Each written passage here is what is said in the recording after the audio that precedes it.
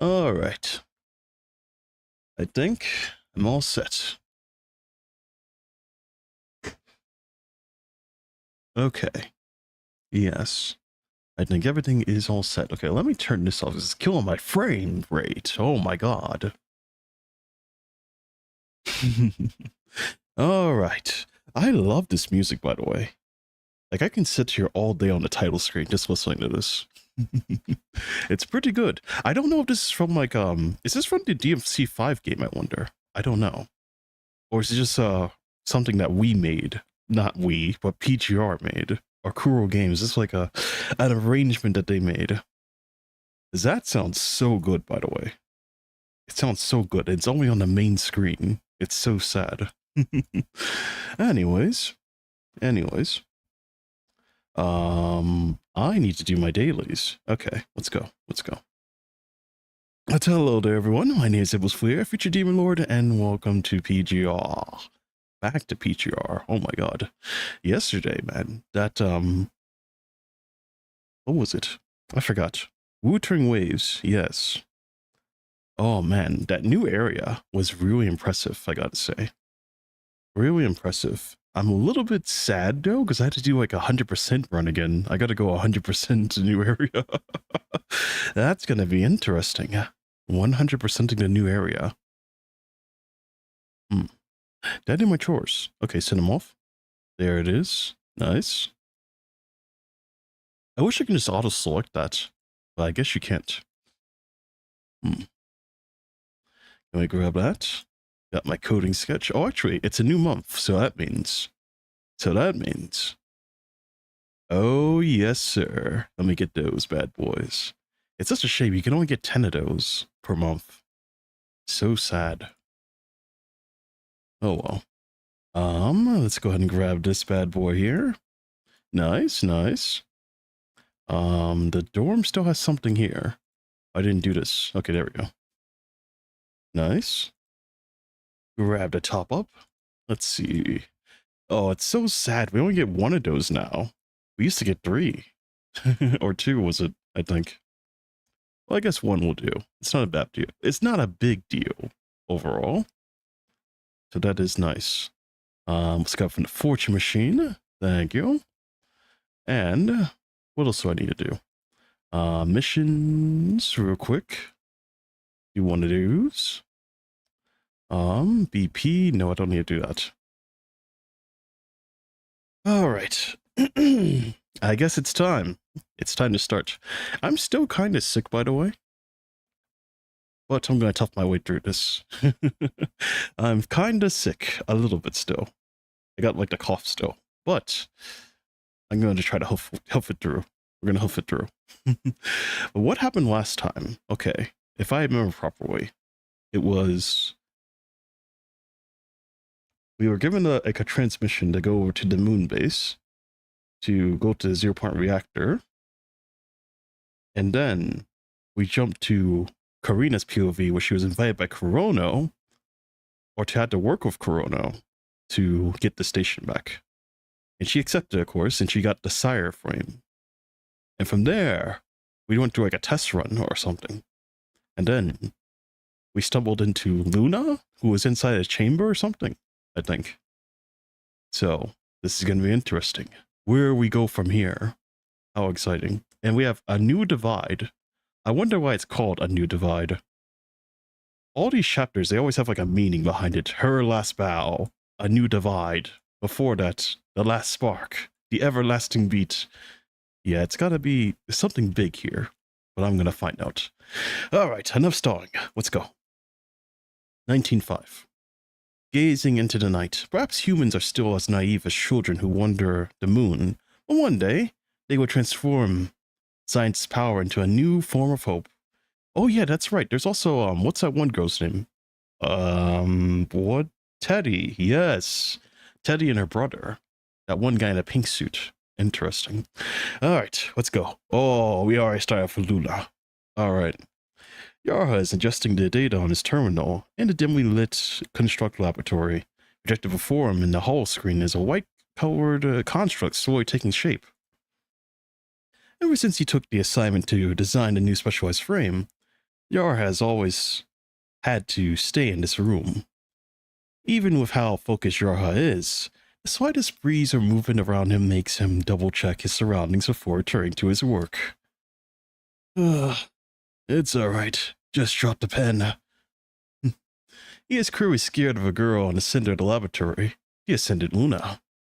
Although he does not know much about Ascendants, even the mad scientists of Corona consider them to be extremely dangerous.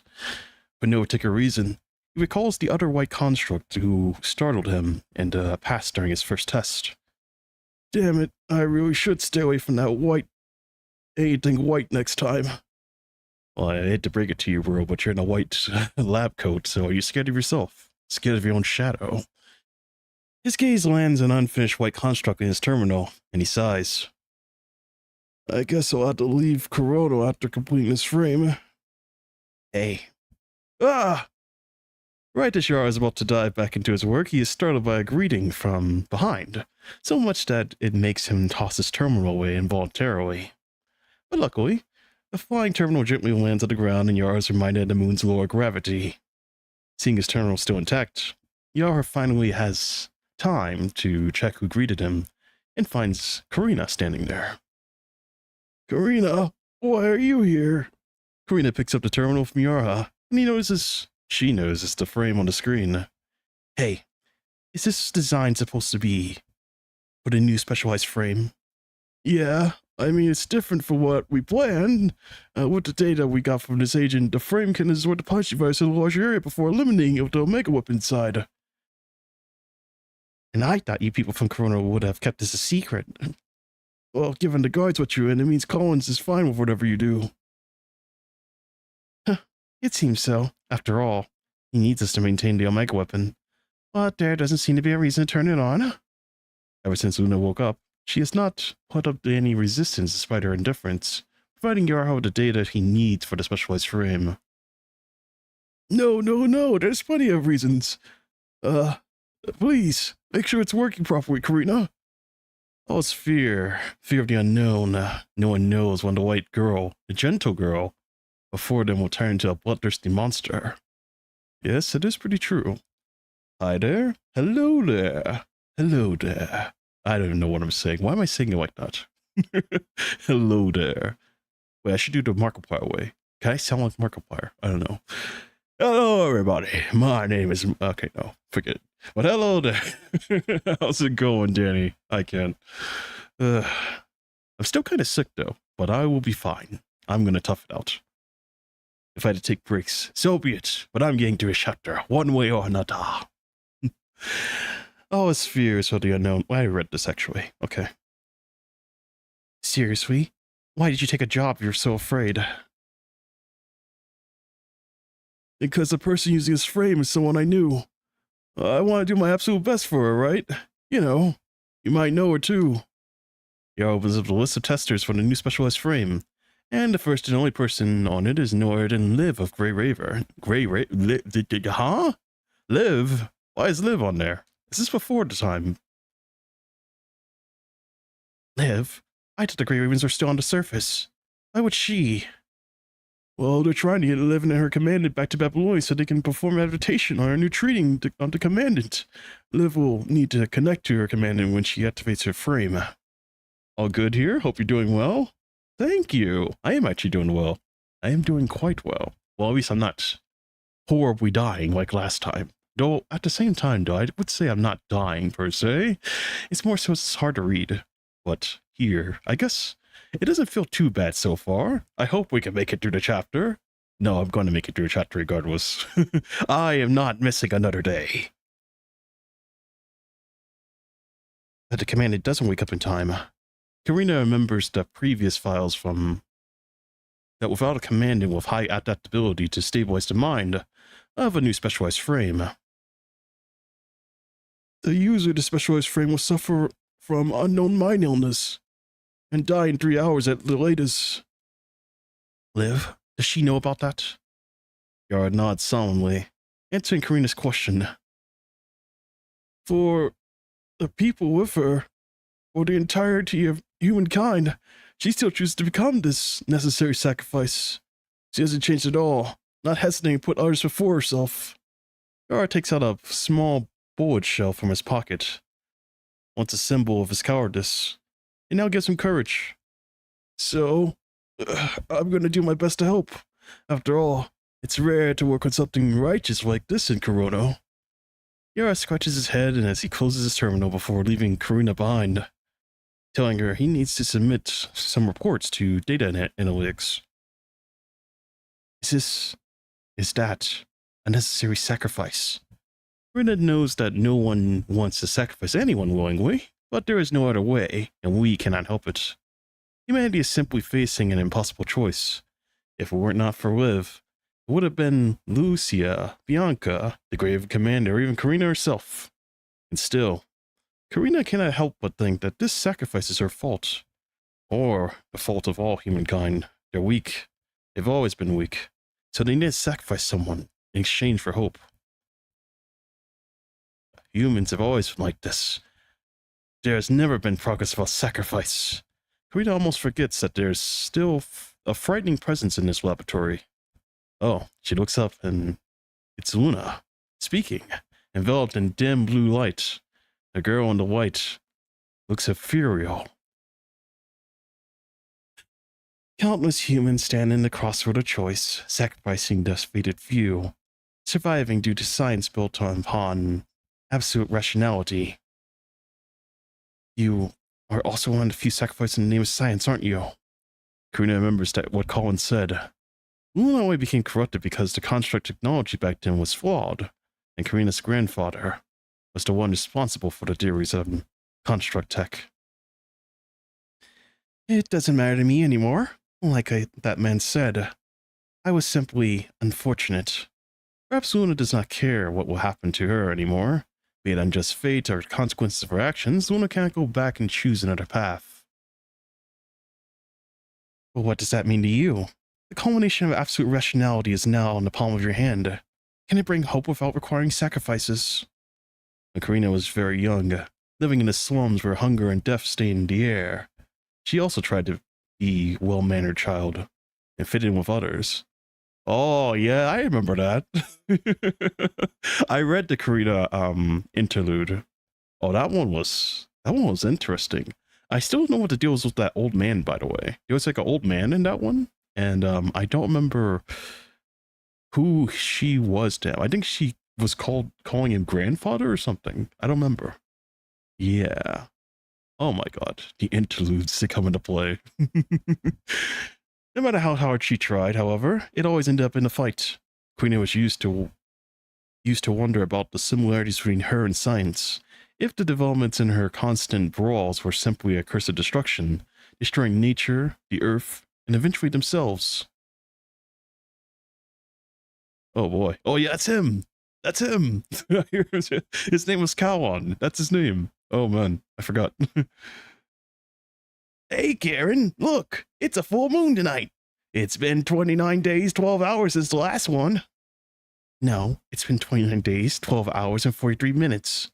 You got so mad when I didn't remember the exact time, Grandpa. Oh, yeah, that's right. She was calling him Grandpa, not grandfather. Is Grandpa and grandfather the same thing? I can't remember. Well, is it? I forgot. But it's no matter. Karen can remember what I forgot, can't you? Right. Let me tell you about the stories with the moon and the rabbits before I forget. Once there was a bunch of happy rabbits. Grandpa, why aren't you mad? I had a fight with someone again today. Well, was fighting other people for you, Karen? Fighting. It hurts when I got hit. My fists hurt when I punch. But I can't hold back even knowing that. They say I only know how to fight and destroy. And I'm just as mad as you. Well, how boring. Let's look at the moon instead. That's way more interesting. Alright, pop quiz. Do you know how the moon was formed, Karen? The moon? Wasn't it always there? Well, of course not. Once upon a time, a giant meteor crashed with Earth, and poof! A nice chunk of Earth got separated before becoming the moon. Is that how it works? Is that actual science? Or is that just is that just PGR? I don't even know, man. Is that how the Earth got the moon? Interesting. So the land we're standing on was once connected to the moon up there? Haha, you got that right.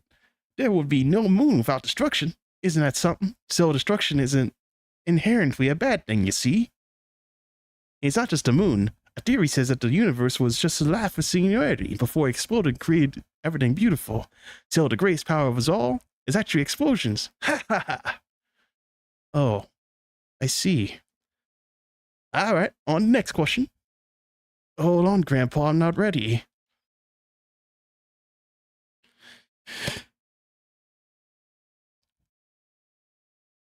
Scientific discoveries always accompany uncertainties. Perhaps, like a development of zero-point energy, they will bring about endless disasters and create many unnecessary sacrifices like you.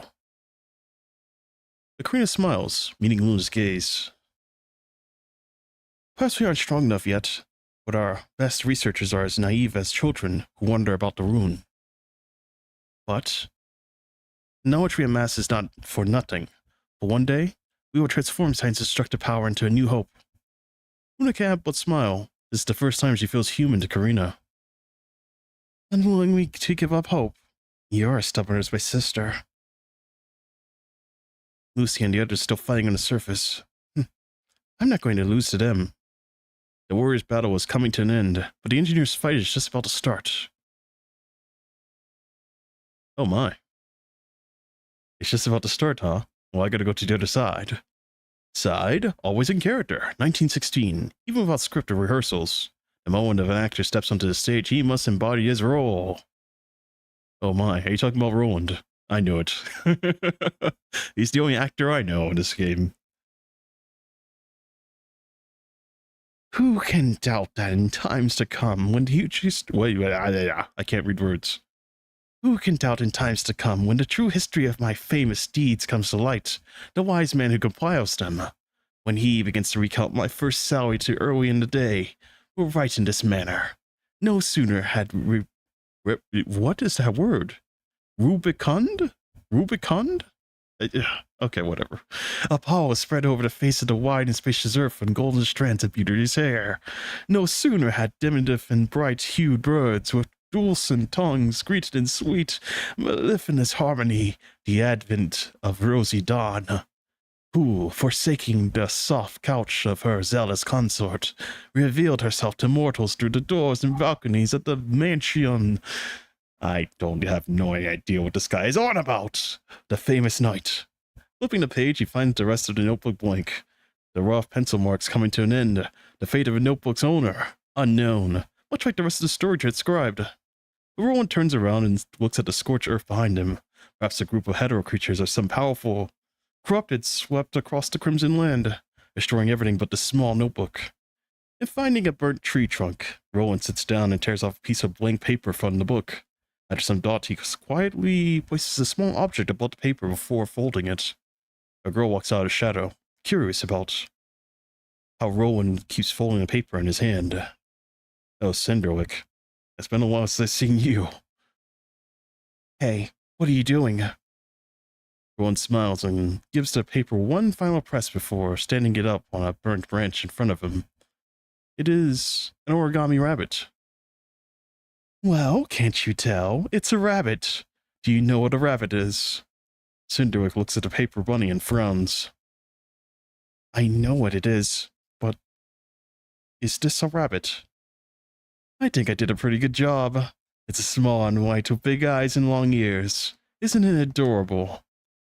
Adorable? How can a creature so weak be adorable? I don't understand why you made it. Roland stands up from his tree trunk and stretches.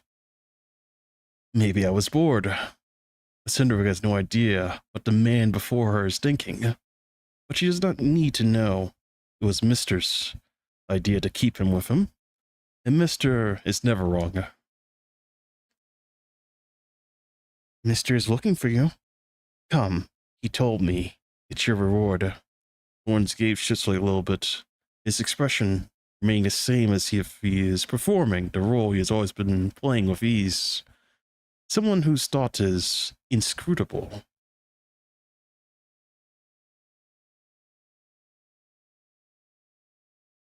Oh, well then, I should probably go and claim it quickly.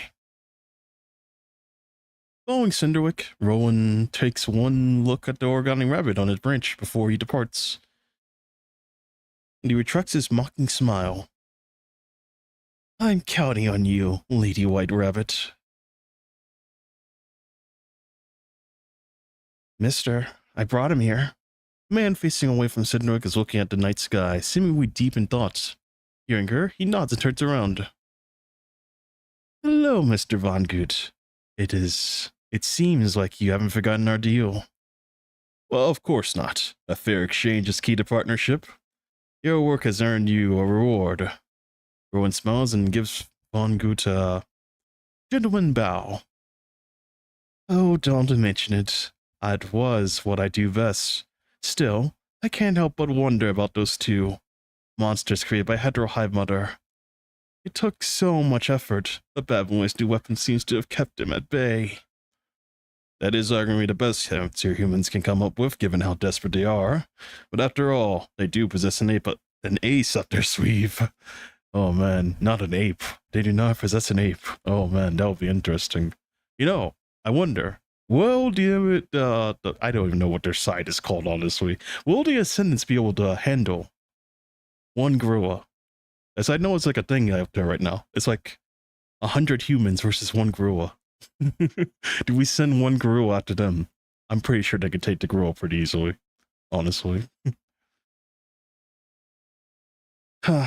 So they do have Luna with them. That would explain why they didn't kill her. The secrets one can learn from an agent are too valuable. But they certainly haven't learned all of them.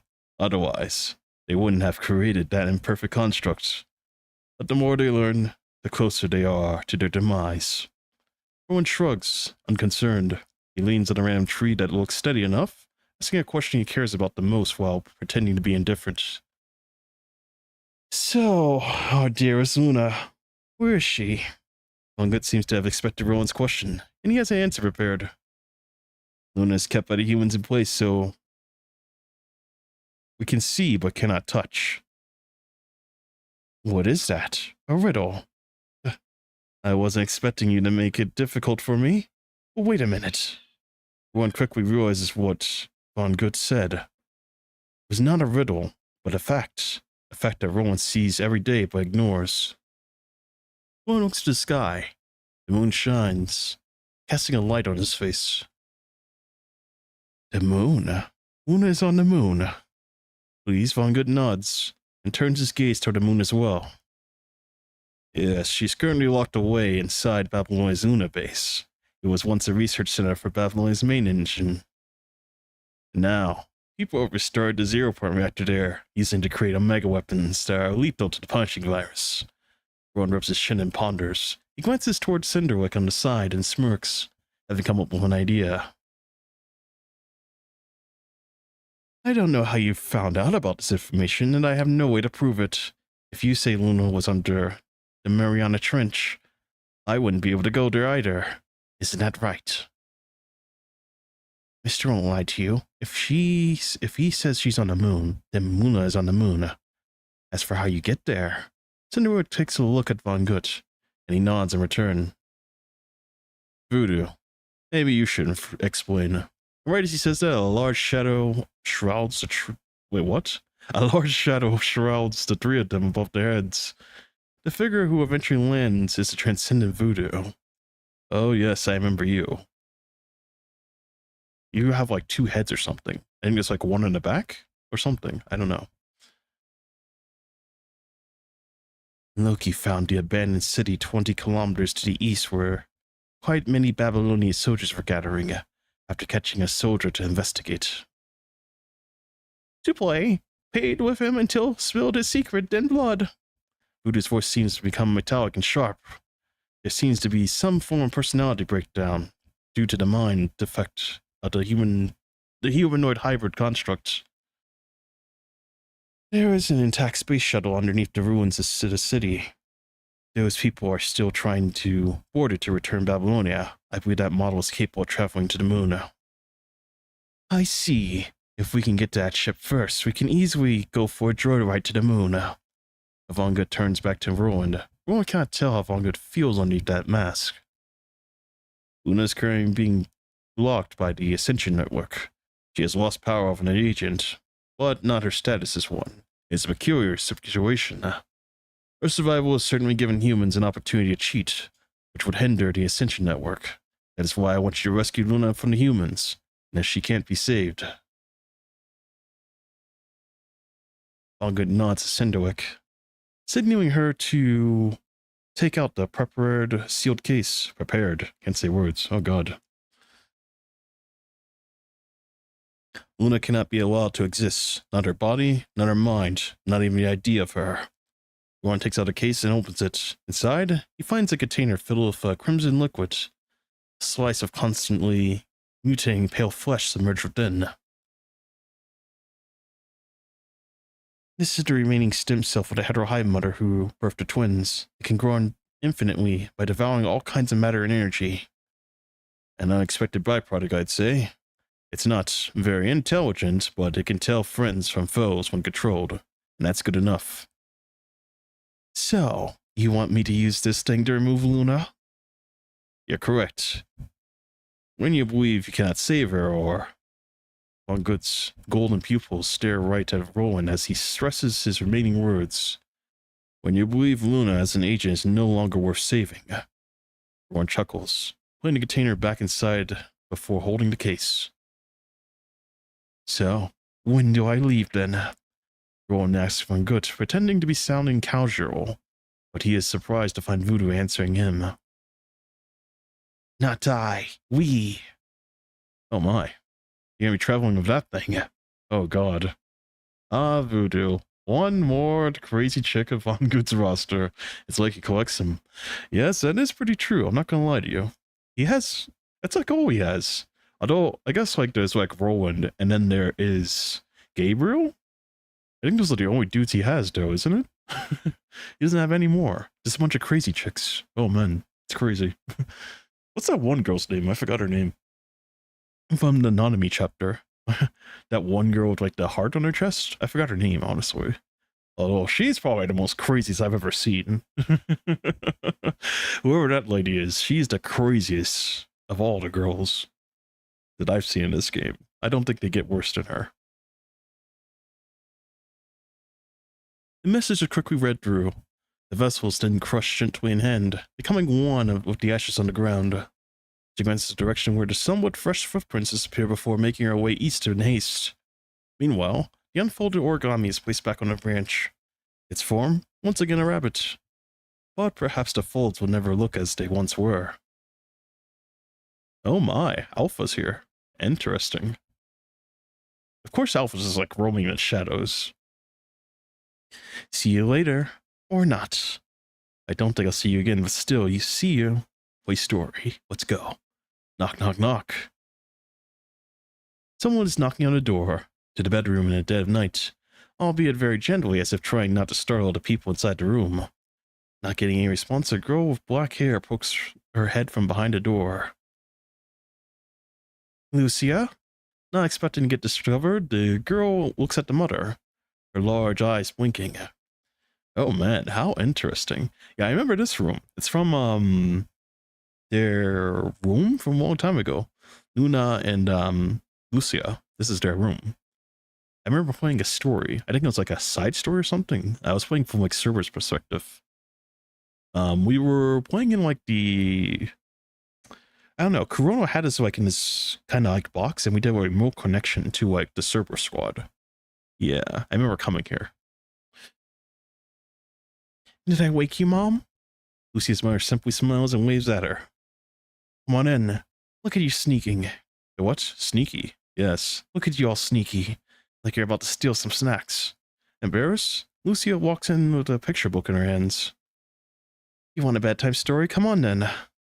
Lucia nods eagerly before quickly walking toward her mother, only to stop halfway through. What's wrong? Hey, Lucia's getting shy. Lucia shakes her head and points at her mother's growing belly. Her mother is pregnant. Dad said the baby inside you is very fragile, so I don't want to get close. Oh, that's all right. Maybe the baby wants a story too. Really? Lucia smiles again, carefully approaching her mother and handing her the book.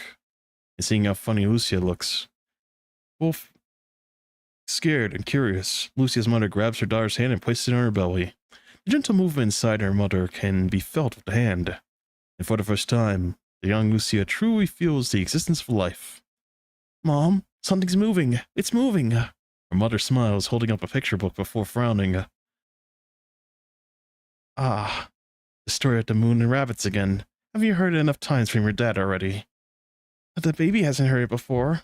Lucia's mother pats Lucia on the head, recalling how Lucia was once a fragile life inside her not too long ago. And now, here her daughter is, starting a life of her own in this world. You really like this story, don't you? How about we name the baby Luna? At the moon, if the baby is a girl. Does the moon have a name too? Well, it does. People name things that are very important to them.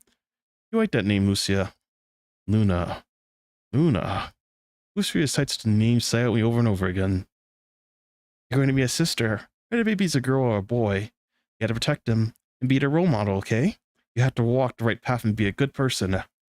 Lucia nods solemnly, accepting her duty as her title as sister, even if she does not completely understand her mother's words. Yes, even if she does not understand her mother's words. Wow, I said it like it's like a fragment or something. As a period. Ah, core games. Luna, stay here. I'll protect you. I'll never leave you, no matter what you've become. I'll stand with the command of Grey Raven. I'll find the answer I'm looking for, so Luna... Yes? So Luna slowly opens her eyes. She thinks she just had a dream, but she does not remember what this is about. It's been a very long time since she last dreamt. And now awake, she finds herself still inside a dimly lit laboratory. As her memories return, she remembers that she is not... Or she is but a walking dead imprisoned on the moon. Someone is moving, though. Someone's gotten used to many technologies being around her, doing all kinds of tests and experiments. But there is only one person today. Hey there. Finding Luna waking up, Karina casually greets the cagey girl before returning to her work. She's going through the power modes of the mega weapon, one by one, inspecting them and taking out specialized parts from within, and replacing them with regular components. Noticing Luna's gaze, Karina shakes the tools in her hands. I'm swapping them into regular parts so the Corona people can still repair the Omega weapon. Even when they don't know how it works. Won't affect destruction power, though, so don't even think about escaping.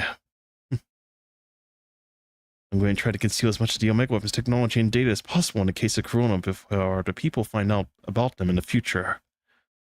Not that I think that this can keep them away for long. And I thought you were working together. It is human nature to be mistrustful, I suppose. Even trusting those madmen was once too much for me.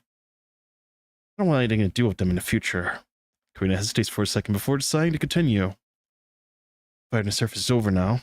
My job here is done. I'll be back on Babylonia tomorrow.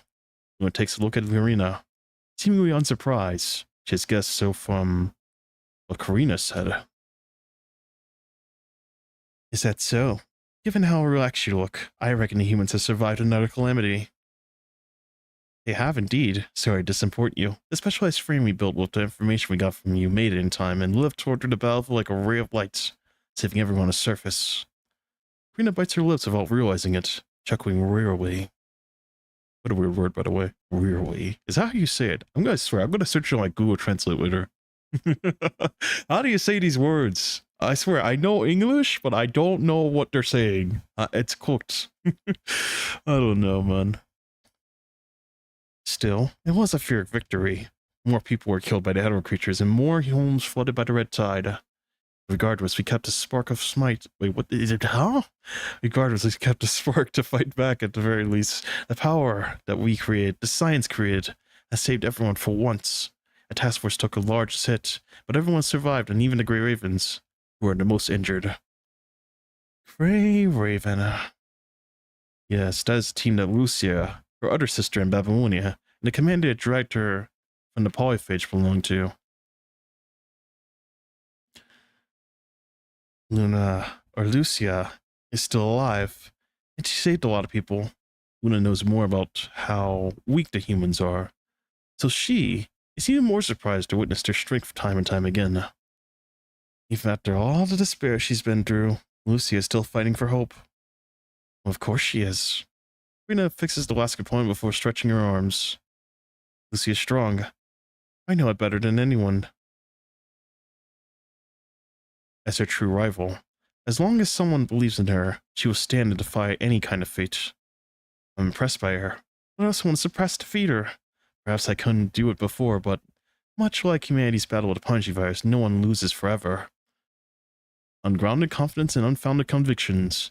Luna would have easily torn apart Karina's fantasy with the calculations she got from the Ascension Network, but Luna is just an empty shell of conflicts now. She has no direction, no beliefs, and no future, and yet she is still yearning. Had a girl named Luna had not been born into this world, Lucia would not have gotten hurt protecting her. She would have a different future. Karina watches Luna silently and speaks softly as she has read Luna's thoughts. Information regarding agents is highly classified. Whether in Corona or Babylonia, your existence will never be known.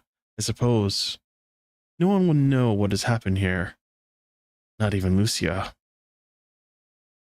I see.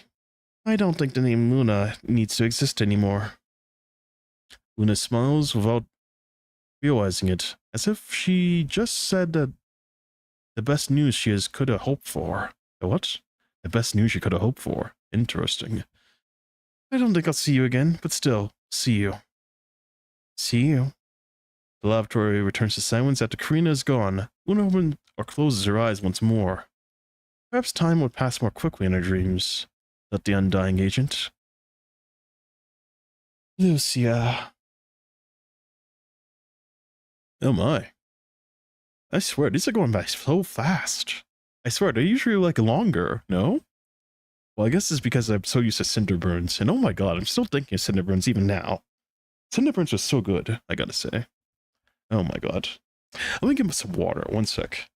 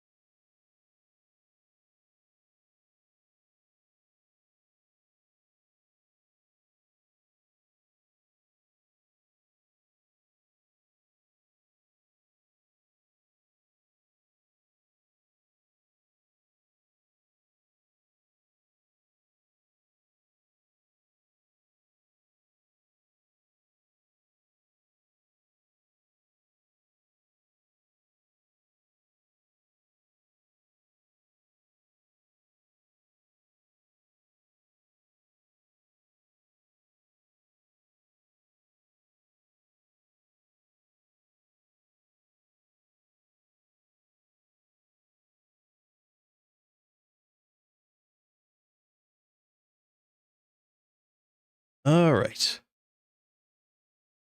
19:8. Cecil's Maniac. Oh boy. Oh, I'm playing as Roland. How interesting.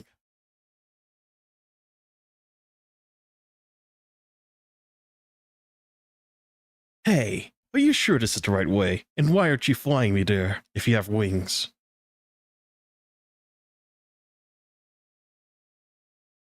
Roland slows down in size, complaining intentionally. He has to figure out a way to stall and get rid of this woman before him.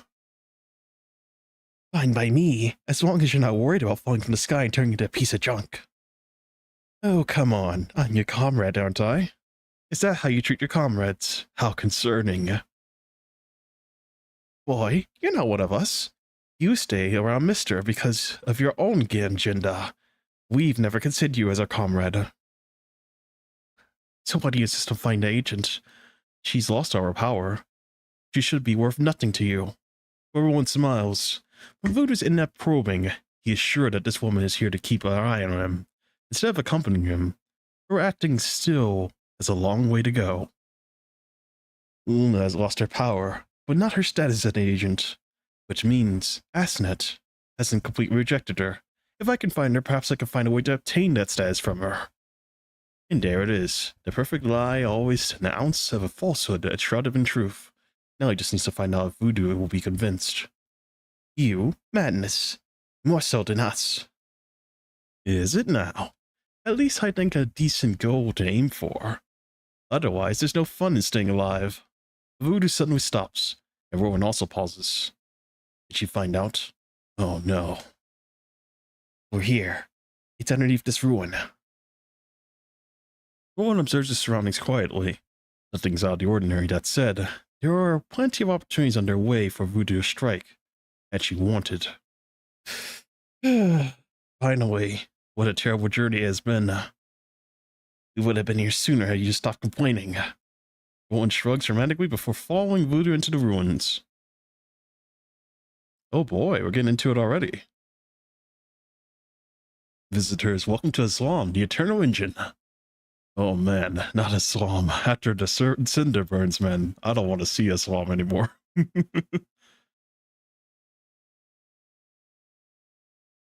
Damn, Ascended. What's he doing here? Oh, you can see me. Oh my, the Matrix. What a boring cliche.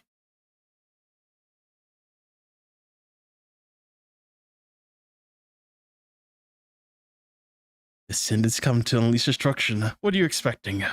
Unfortunately, this is not a climax. At best, I can't read. Is that Voodoo in the background? Ah, someone's down already. I didn't even open fire. Is there a theater? Crew out of funds. Interesting. Looks like a party up ahead. Oh my. And Rowan's development in the chapter is good, and there's no game sound, by the way. No, not my game sound. Oh my god. I swear, that's so weird. How come the game sound comes through automatically, but at the same time, though, that the, what's it called? I have the screen, the game on the screen, but the game sound does not roll through. That's so weird. How interesting. I don't know, man. OBS is so strange. Weird technology. I swear. Throw it out the window. I swear, if I had my own type of creation, I think I could create something better than this, most likely. But I don't do that kind of stuff. Halt! Don't come any closer, Ascendant. Taking your dog for a walk, I see. It seems like we've been surrounded. Everyone, take that man in the front first. Dang, I could be easily trifled with. That will do. How can a knight tolerate being underestimated? Looks like all the performers are finally here. In that case, I need to break a sweat as well. Oh my, they take a long time to attack. I was meant to dodge that, by the way.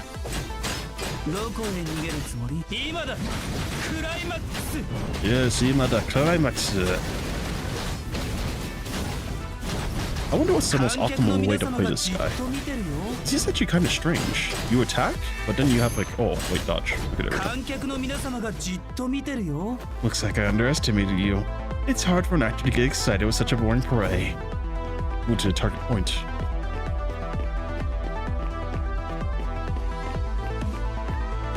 There seems to be a lot of target points. Wave after wave. Don't let the Ascendant get to the ship. We need to stop him at all costs. Such a pedestrian in battles. Always serving to put a audience to sleep in their seats. Oh my.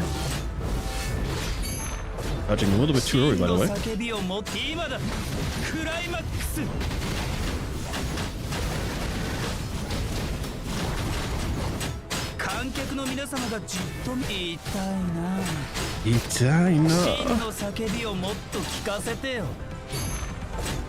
It's just busy just playing around the enemy.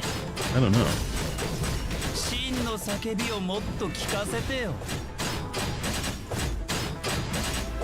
These guys are really surviving these attacks, by the way. I think I broke a little sweat. It's just a prog, but it feels a little too long-winded. Well, how about we get good? It's at Alpha, by the way. Oh, it is Alpha. What a truly unexpected guest. What's brought you here, Alpha? Looks like you are getting along with your new comrade, Rowan. It's about time you showed up, Rowan. Our plan's up, and that woman's been following. I'd advise you not to act too rashly, Rowan. Once she's taken care of, you're next. これで終幕。この茶番劇楽しめた?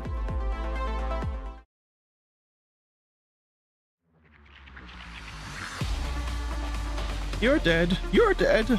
I'll eat your pretty face. Write my name with your body and vital fluid. Voodoo accelerates and climbs before retracting her wings, mid-air, dashing toward Alpha. And right as she's about to hit the ground, her form shifts, and her extended. What? And she extends her claws like a wolf, striking Alpha for slashes. Mad dog should die in ditches. Alpha's katana blocks Voodoo's claws from the left side, while her right foot charges, ready to send Voodoo flying into the next moment. Die! The blade on Voodoo's tail has circled around Alpha without noticing it, waiting for a chance to pierce her heart. The blade collides with metal, making a loud clash sound. Voodoo has killed many constructs this way. There is no way this will. But before Voodoo can see Alpha's vital fluid burst out of her chest, Alpha's foot connects with Voodoo's body, almost shattering everything underneath Voodoo's relatively fragile shell. But how? Right before she is sent flying away, Voodoo finally catches a glimpse of Alpha's move. Alpha's mount module. And she used her stealth, her sheath, to block Voodoo's strike from behind. It turns out that Voodoo's actions has never escaped Alpha's eyes. Had Voodoo not transformed back into a winged form in time to slow herself, she would have passed out from the force of the impact. And right as Alpha was about to go after Voodoo, a long metal chain catches her arm.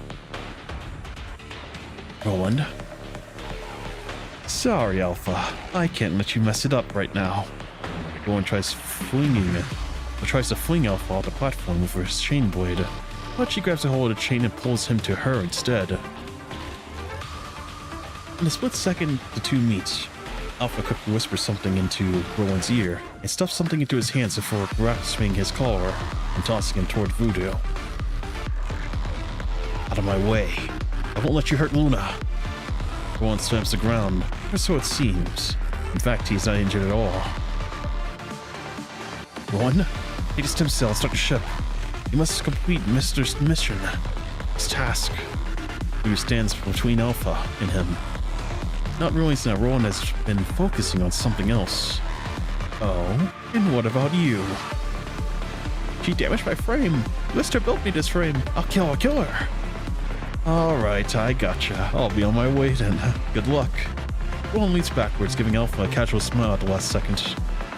Voodoo coughs out the vital fluid from her stomach and growls like an animal, her claws scraping across the floor, sending sparks flying. In the blink of an eye, she is no longer where she was, leaving behind just a blur. Missing an enemy with incredible speed, Alpha chooses to stand still. She sheaves her katana slowly and their body shifts, lowering into the center of gravity. And as Voodoo accelerates, the sound of movement causes quiets. What? The sound of movement quiets down instead. Oh well, so it's going a little bit stealthy. I don't know. The air does not have time to be disrupted before it is split apart by her speed. Silence remains between the two opponents. Alpha is certain that when the sound of her blade springs from her sheath breaks the silence, the brief flash of her blade and wind will decide the fate of their fight.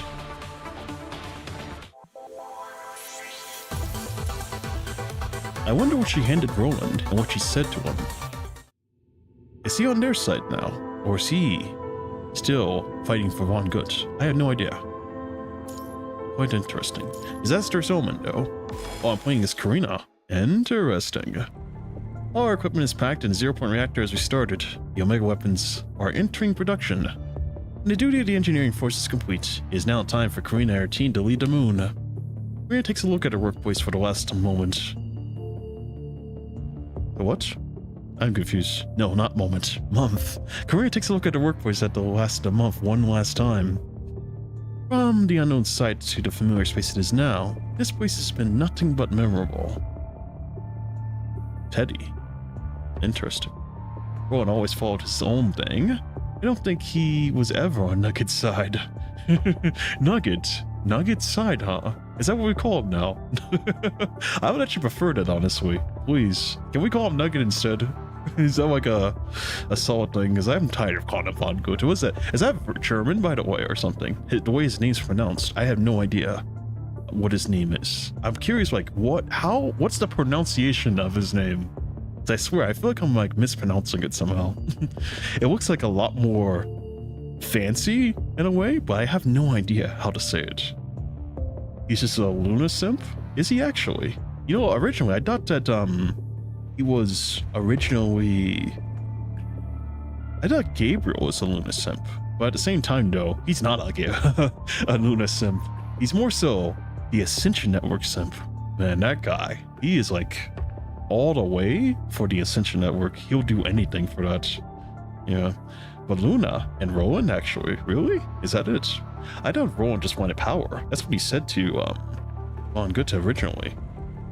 Yeah, Gabriel's the ass nuts simp. That's what I was saying. Yeah, he really is. He was like, nah, Luna, not anymore. Your rule's over. We will now feed you to the polyphage to give us more power.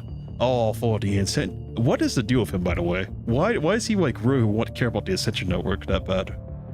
I don't know. Von Goethe is German. Yep. Oh, is it actually? Okay, so it is German. You played the role in Interlude. Yes, I have actually. I have played the role in Interlude. I have. It was quite interesting in its own right. I was confused at first because it started off like a play or something, and I was like, what? What is this? It's basically followed her like a puppy. Oh yeah, that's right. He did, actually. He did follow her around. I remember she asked him, I was like, why are you following me? And at the moment she said that, the interlude cut off. I don't know what happened after that.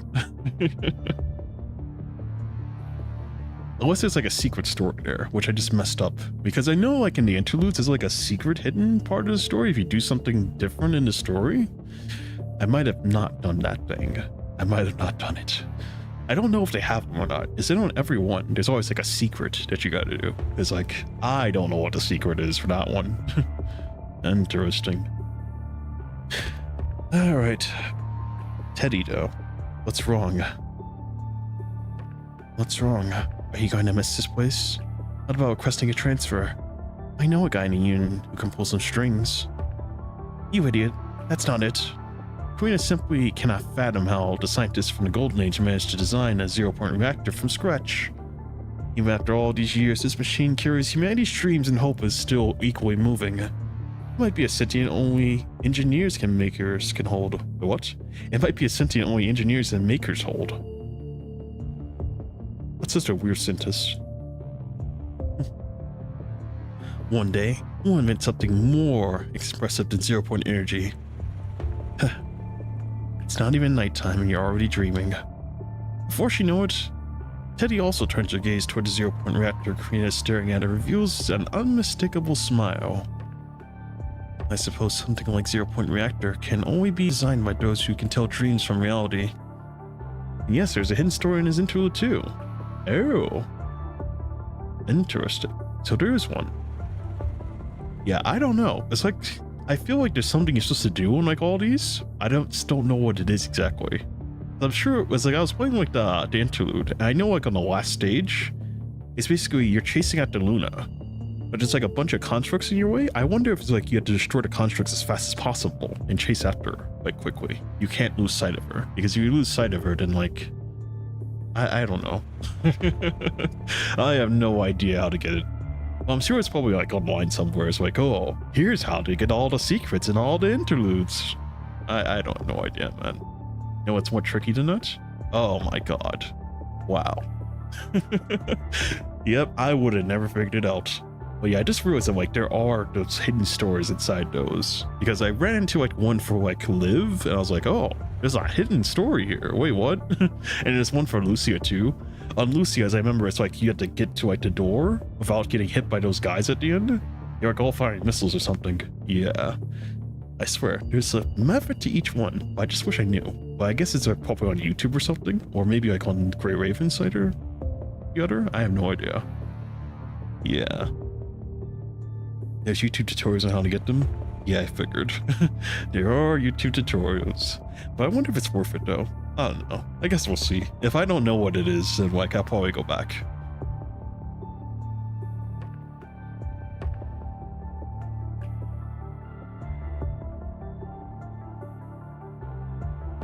Indeed. These past scientists are something, aren't they? A new voice suddenly appears beside them, stuttering Teddy and Karina. Dude, no one knew you were here. That happens a lot. Yara coughs, hoping to lessen his embarrassment. But it does not work. Actually, Corona sent me to send you off. And make sure you haven't taken something you shouldn't. Or take something, or left something behind you shouldn't leave behind. Interesting. I'll tactfully rephrased. This is the end of their partnership, and no one can tell if they will become sworn enemies next second. It wasn't up to me. Collins and the others returned to Babylonia after the new specialized frame was completed. I'm the only one left, so I had to play the bad guy. As you can tell, our captain has left nothing behind but a few words of bull. Haven't you guys been monitoring us anyways? Well, we have. At that moment, Corona researcher appears and hands Yarha a report. The power of the reactor is decreasing. He suddenly notices Karina and the rest of the engineering force standing nearby. He turns to look at Yarha. Don't worry. It's going to take a few hours for the transport craft to arrive. We can still be partners before that, right? Yarha looks at Karina and Teddy with such hopefulness in his eyes. It honestly feels hard to reject him. Sorry, I'm exhausted. I know 0 point energy is easiest who wouldn't mind helping. Teddy pushes Karina forward while leaning in the corner, refusing to move. Hey, fuck you. Don't you make things up about me. But if there really is something wrong with the reactor, it's going to impact the production of a mega weapon. I should go take a look. I knew you'd help, Karina. Teddy waves goodbye gleefully at Karina as they leave with Yarha. But she has an odd feeling for some reason. I can't shake out the feeling that something bad is about to happen. Something bad's about to happen, huh? Well, I did see at the start, just like the place is being destroyed or something.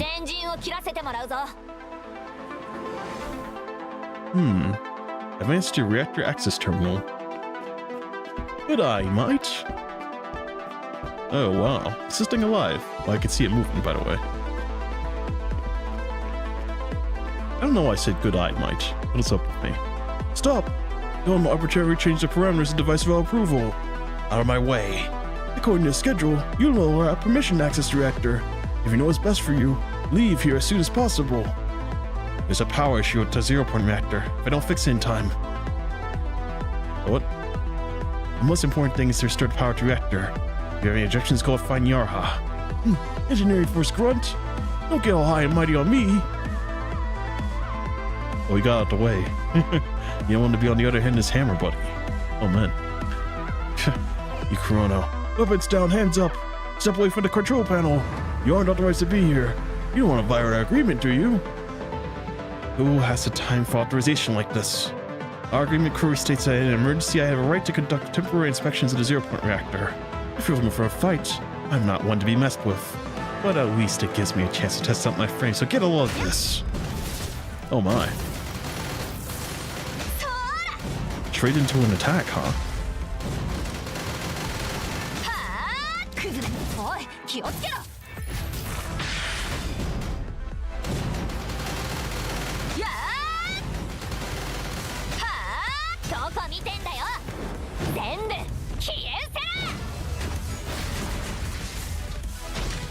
I think that this is for them. Oh, it's still one more. Let's go. Resume checking reactor access terminal. Ah, yes, back to my work. Setting down the data. Deviate far too far from presets. Well, I'll be in a little trouble with the critical issue. No need to check the reactor core again. Karina, stop what you're doing immediately. Keep resisting or shoot you on the spot. Damn it. Enough of the Corona scare tactics. Zero point reactor is humanity's hope, and I won't let it be destroyed. So just try and stop me. Oh my. They mean business, by the way. They are shooting me on the spot.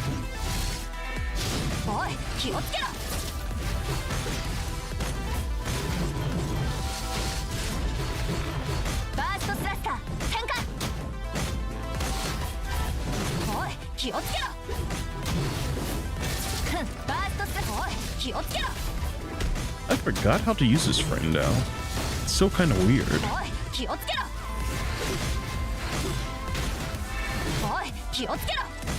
Oh my god, they are cooking me, Loki. Now, come on, dodge.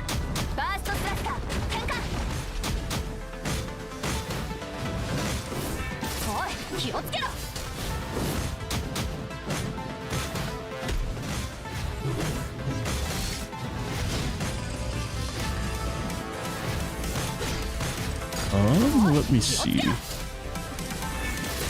Come on, get up.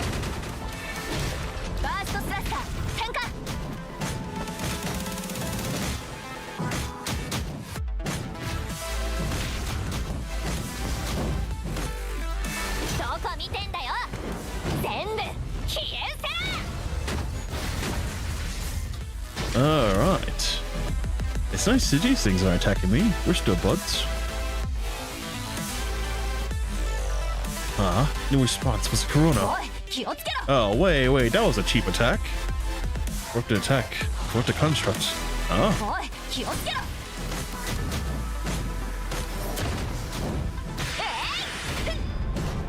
Okay, there we go. That's how you do it.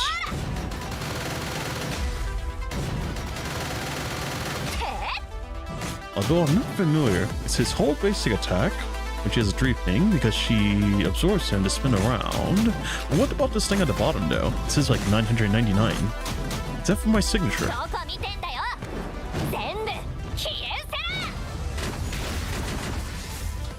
Okay, so it is for the signature. Oh my, I didn't mean to hit you, buddy.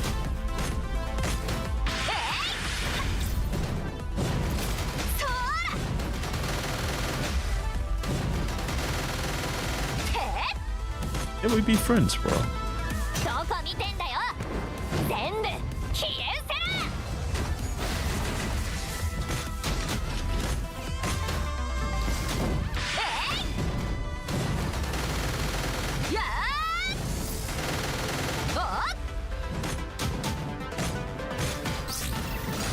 Yeah, not very friendly now, are they?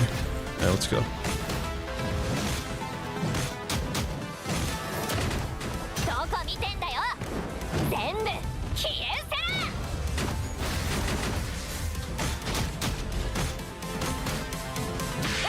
It's a Zorb?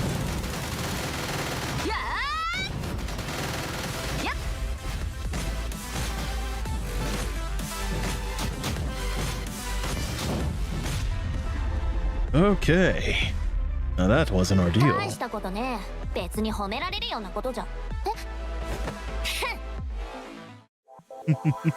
That look she gives you at the end there. Quite adorable. I wonder how many people like Karina. She certainly is something. Oh, I gotta say. You can also extend the airtime if you combine with dodges. Oh, interesting. The mechanics. Each character has his own mechanics, huh? Captain Clown. Captain Clown. They're talking about Roland still. Captain Clown. An enormous metallic object bursts through the dark clouds, ascending at an incredible speed. On it is a shell, a symbol that proclaims the spaceship to be from Babylonia. However, there are no sailors manning the ship at the moment. A lone, posturing captain stands at his bow, confronting the hostile wind until his ship escapes the chains of gravity. I wasn't expecting to actually start the ship on my own. I guess the piloting skills and I learned from my character back haven't been completely forgotten. Was that the Visuin? What is that? Divinuation. Divinuation? I don't know. Or was it Dragonfly? It's been far too long. My memories aren't as reliable as they were. Rowan keeps trying to remember, yet all he can remember or recall is that he was not picked as a main character.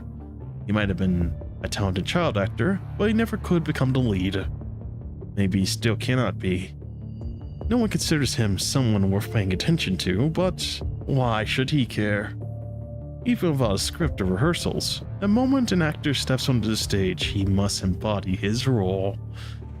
If I'm playing the brave knight, saving a damsel in distress today, I suppose that the spaceship can be my steed. Not too shabby, I say. Rowan takes out a container from his arms and holds it up, watching how the flesh preserved in liquid keeps shifting in form. Unfortunately, they've cast me a horror story instead of a fairy tale today. I am a snake that feeds on a princess her poisoned apple. No matter what genre we're doing, now is a story. Beat when someone comes and stops me, isn't it? As if responding to Rowan's words, a whole spaceship shakes violently, and alarms and defense systems go off in every corner of the ship.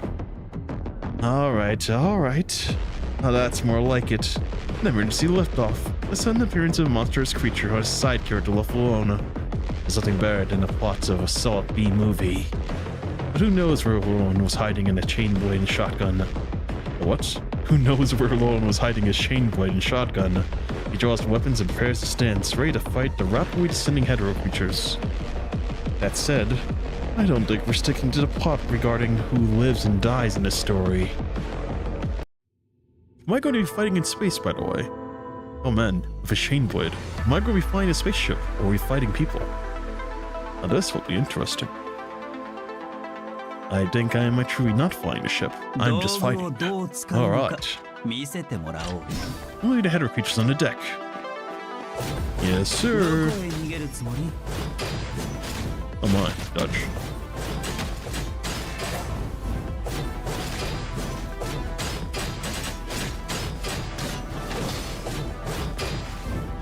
What the hell? They're flying away. What gives?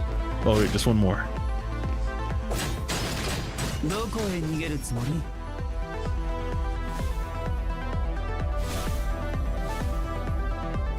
Don't you know who? Wait, what? Don't you know what? I swear the words pass by so fast.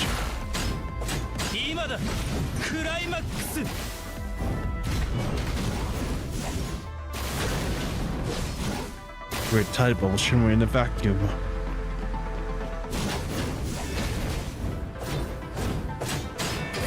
It's quite interesting I had to fight hetero creatures even though I'm on the side of ascendants right now.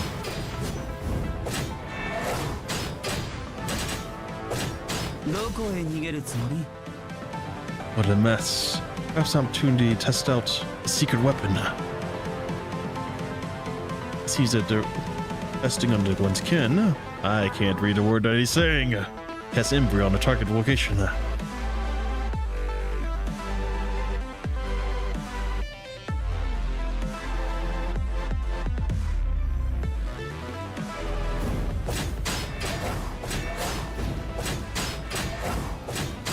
Let's see. Cast embryo to absorb the hetero creatures.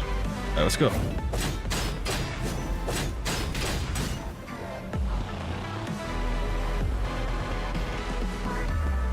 I think I absorbed them. Alright. Attack the hetero creatures to make them into absorbable status. And I'm attacking. Absorbable status, let's go.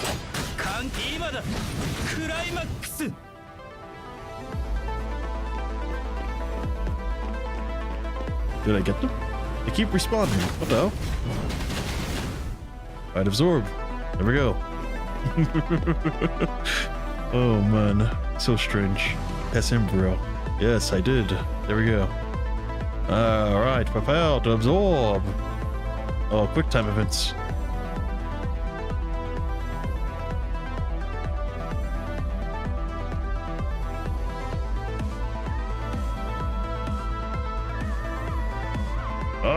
Quick time events. It's not working. I'm hitting it. I'm hitting it. No. Did I get it? I think I got it. I was hitting it so fast. Next up, I can finally. Next up, I will not get to read what it's saying. I swear, it's not me skipping the dialogue. It's doing it automatically. I can't read it. It goes by so fast. I guess it's kind of like one of those things you just read in your head or something. I had no idea. But soon, all that remains of the header creatures are completely devoured by the monster container without leaving a trace of the punchy virus to be behind. Now that was thorough. Rowan juggles the container in his hand, and the flesh inside does not look any different, even after devouring all the hetero creatures. Were they not enough for you? The remaining hetero creatures have stopped pursuing, their flight capabilities seemingly reaching their limits, but their behavior says that they are actually afraid of the monster in Rowan's hand. Not only do they look like living organisms, but they're also being prioritizing for survival, aren't they? It is a creature's instinct to fear death and aim to survive. But the more humanity's rationality develops, the more humans can control their primal instincts. That is why everyone's looking for a reason to live. You once believed that life and death are just that. If there can be no definite answers, simply dying is enough to be a beautiful curtain for them all. The ship begins to accelerate after disposing of hetero creatures. Rowan looks up at the moon in the distance. Will my answer be there? Staying with the girl with white hair is the reason to live, or she presumptuously decided as long as she keeps choosing. What? As long as she chooses to keep going, you will do anything to help her in a second thought. But even if she, as an agent, has lost her reason to live, is Luna worth saving? Now that is a question Von Gut has left him. Rowan takes out what Alpha gave him, a storage device as thin as a light. What? A storage device as thin and light as a chip. It will crumble into dust with the gentlest force. He had a brother too, but the yearning was man-made. Not even his wits could tell if his feelings were genuine. Up until the last moment, he could not forget this character. It only existed in the script. Rowan tracks his self-deprecating smile, sitting right there on the bow. In his left hand is a storage device from Alpha. In his right hand, a container, a stem cell for Von Gut. Mr. Nugget. But no matter what we do, we are just side characters. Luna, only you can save yourself. Will it be death, or will it be life?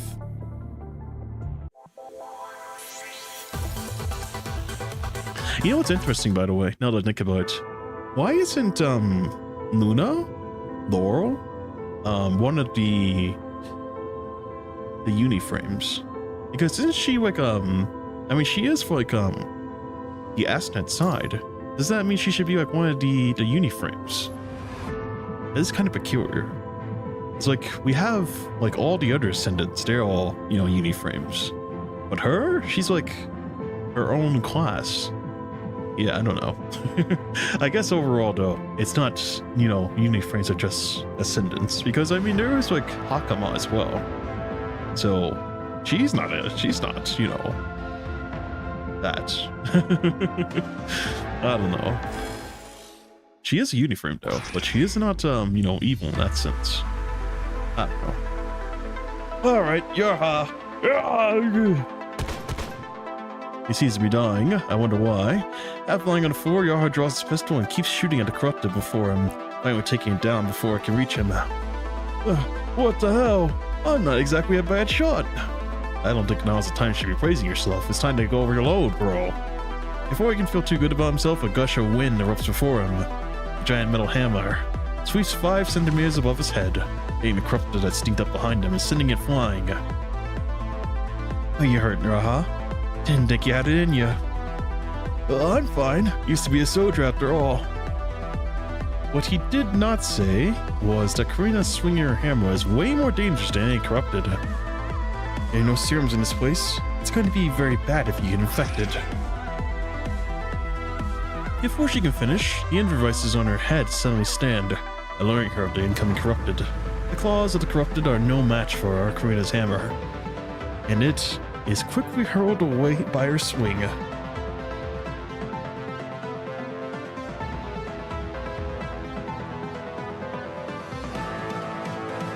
The highly sensitive Enver devices were created to detect the slightest hint of punching virus that could appear when they activate the 0-point engine. Now, they come in extreme handiness. Still, what Karina has done is only a drop in the bucket. More corruptor are gathering here. Karina can only watch, unable to attack in full force with the delicate machines in the room. Hey, Teddy, can you hear me? Karina's comms terminal has been scrambled all the way here. For some reason, such serious interference has never happened before. I hear you. Had my headphones on. You almost ruptured my eardrums. Hey, hold on. Why are there gunshots in the lab? Listen, there are a lot corrupted here. I don't know how. Their number is increasing. Many modules are developed. What? Many models used to develop the new specialized frame has been affected, and they've turned into corrupted. Be sure you're not dreaming. This is the moon. Where's the punchy virus coming from? How the hell would I know? Stop interrupting me and get here ASAP. I need people around here. Move the wounded and stop the corrupted from spreading. Karina kicks a fallen Corona soldier away from a corrupted attack before hammering the corrupted into the laboratory's wall with a backhand. People hurt? Affected? No, not yet. Just get Corona. It's the Corona people getting knocked out for now. Karina refrains from telling Teddy that the Corona soldier is knocked out by her. Otherwise, there will be a lot of questions and paperwork. Wait, what about you? I'm going to investigate where the virus is coming from. Such a large-scale infection can happen out of nowhere. Disaster that destroyed the world is on everyone's mind. Maybe the zero-point reactor? Our inspection confirmed that there weren't any punching virus in the vacuum chamber when we started the reactor. Then, there were only two possibilities. Either such disaster had nothing to do with the zero-point reactor, or someone from Corona tampered with their inspection. Although Yarha does not seem to notice, and then... What? Yarha does not seem to be in the know. What about the others? That's why I'm going to investigate it. What exactly caused the punching virus infection? Karina's inventor device stands upright above her head. It has a punching virus in the air. As expected, a high concentration is detected further inside the reactor. Hey, you going in alone? Always wait for us. Static-filled communication suddenly terminates, and Karina sighs before throwing her comms to Yarha, who has just stood back up. You heard it. Teddy and others are coming to cover your retreat. You're going to investigate the reactor, aren't you, Karina? You should take this. Taking comms from Karina, Yarha gives her a card as if giving her a return gift. The icon of a Norman mining corp is printing on it. I might be a research director in name only, but it still comes at the corresponding clearance. You should be able to make use of it. Are you sure? This is all part of Corona's scheme, and helping Karina will certainly make Yarha a traitor to Corona, seeing that he is one of them. Well, this is an emergency. We do what we must, no matter the cost. You're the only one who can stop this, Karina. Karina nods, and she ventures deeper into the reactor. Oh boy, here we go. It's time for combat.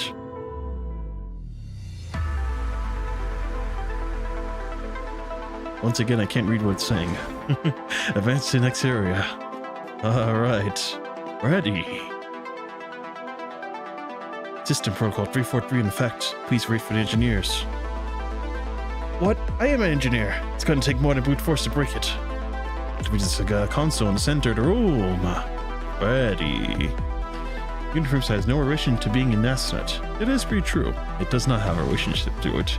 But I do want to say though, a lot of astronaut people are actually the ones that are known as the uniforms though.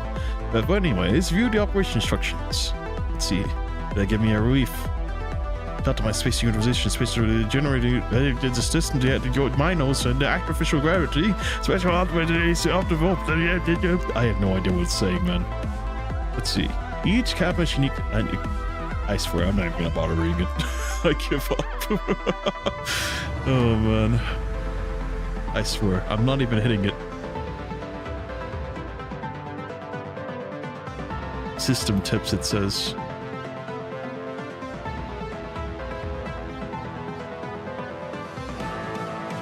This is the end of the demonstration. Turning off the demonstration. I give up, man. How much is to read the demonstration? Okay, I'm gonna look at it one more time. What's the demonstration? Okay, let's see.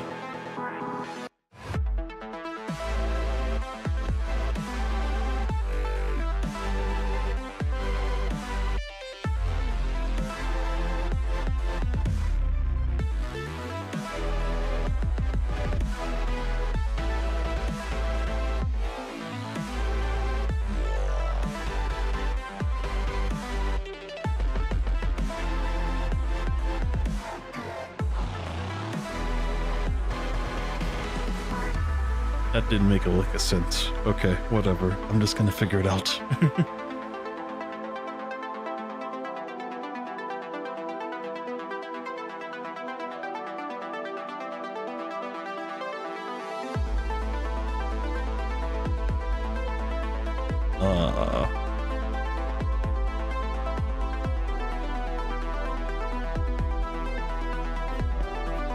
Okay, cabin 3, I suppose.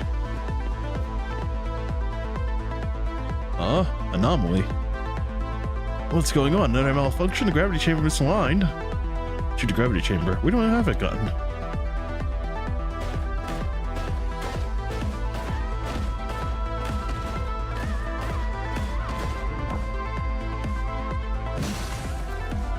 Well, I guess we do. We can shoot the gravity chamber. Our hammer is a gun. I'm done. I forgot. She does fire like, oh my god.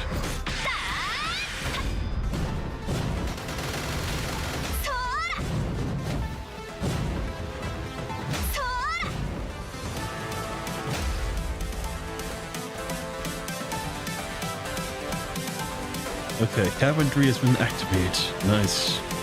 There we go. These dark system to deploy the cabins. Okay, I think I've got it under control. What's this?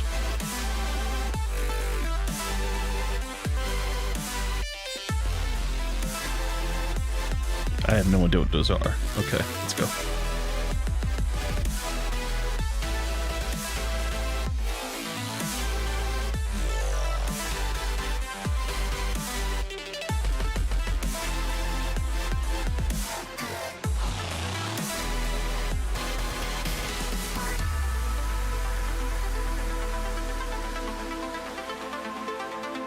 Alright, cabin 1, let's go.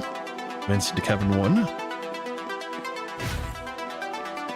Let me guess, more gravity? No? I guess no gravity. It's just... let me take this back, I guess. I think I need to take this back. It's a hammer cannon. Yes, it is a hammer cannon. I remember that.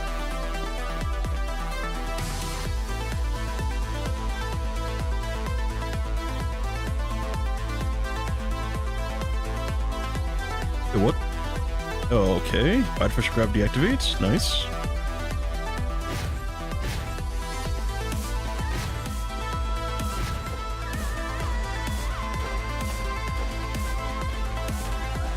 What an interesting minigame they've got here. Warning, anomalies detected. What? You're trapping me in here with the anomalies. That's crazy.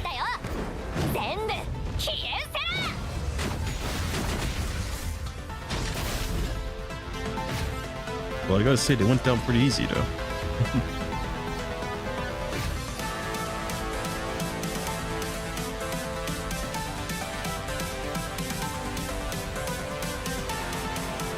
Let's see, send it back out.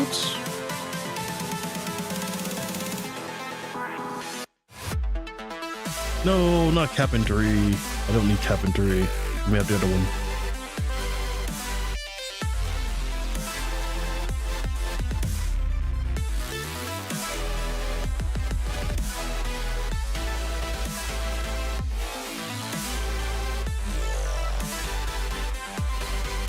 Deploying cabins.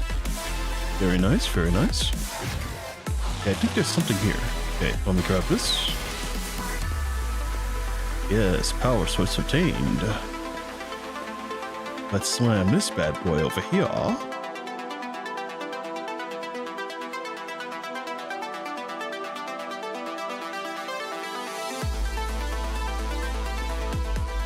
Nice.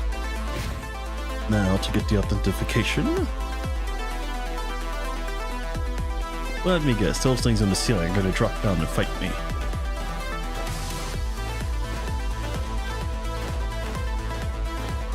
I knew it.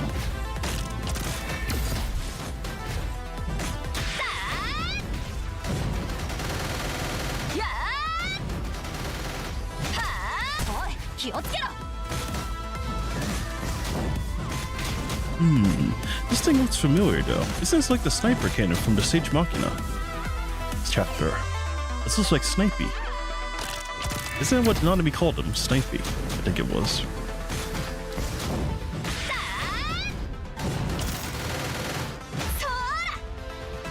Man, if Nanami saw you now, Snipey, she'd be disappointed.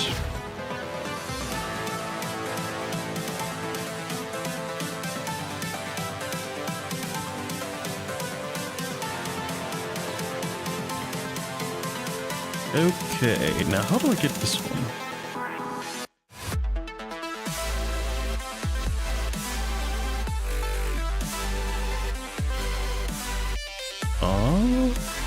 Is it? Okay, there we go.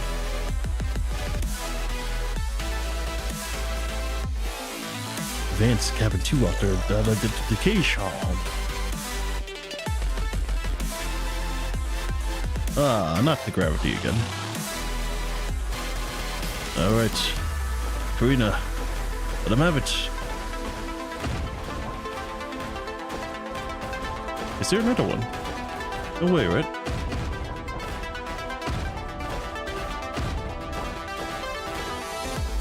Shoot the gravity where it should be.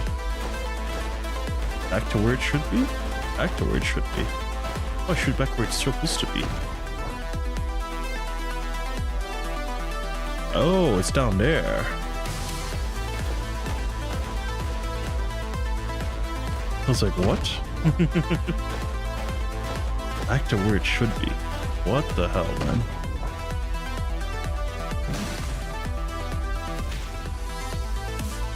It's such a weird mechanic. It wasn't like that before.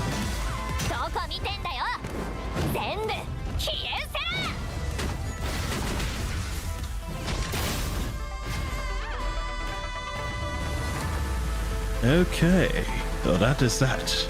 I suppose we have all the cabins done now, and now I am free to go through the door. I now have the golden ticket, I assume.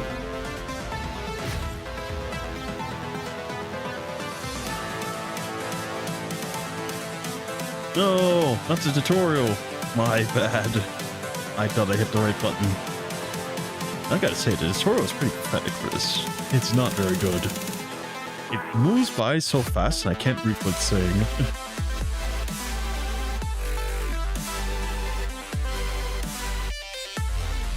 Although I am a pretty fast reader, but still, this is just like insane. If I had to do this. If this is like a life and death situation, I'd be dead right now. Thank you so much for the demonstration. It moved by so quick that I would have died regardless. When we get this out of here, there we go. Deploying cabins. Now, how do I get the one in the center? There we go. Let's authenticate. Alright, let me out. There we go. I've done it. Alright. Over there. The core to the 0-point reactor is dead ahead. The Punchibri's concentration keeps rising as Karina moves forward. A mind boil over alert from her frame constantly reminding her that a specialized design Ender device is beyond its remnant, without connecting to a Commandant. But the increasing concentration only proves that she has come to the right place. Get the fuck off. Karina catches the last corrupted with her blast hammer and hurls it toward the path towards the reactor, knocking down another batch of swarming corrupted. And then, she leaps forward under the moon's low gravity, throwing herself along with the hammer, like a bomb toward the opening that she has created. Activating gravity control system. The built-in gravity control system exerts enormous pressure on Karina's body, her feet almost drilling into the ground. To neutralize the impact, all the corrupted around her are slammed onto the floor, and their limbs twisting in strange directions. Blast hammer transform. Karina transforms her weapon, and then eventually turns into a gravity cannon. It begins to make a high-pitched hum, a sign that gravitons are gathering near the muzzle. Gravitons, interesting. Now die! When launched, the compressed gravitons cause nearby space to collapse. The gravity storm reduces everything around it to pieces. The explosion has caused the entire tunnel to collapse, walking away the relentless punch bars and the corrupted.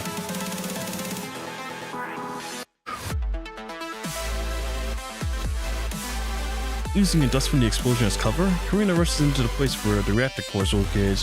The array of reactors emits a blue glow, paying tribute to humanity's most glorious history like a giant gravestone. A trace of ominous red can be seen among the ghostly blue hue. Punishing virus. I know it. Reactor core has the highest concentration.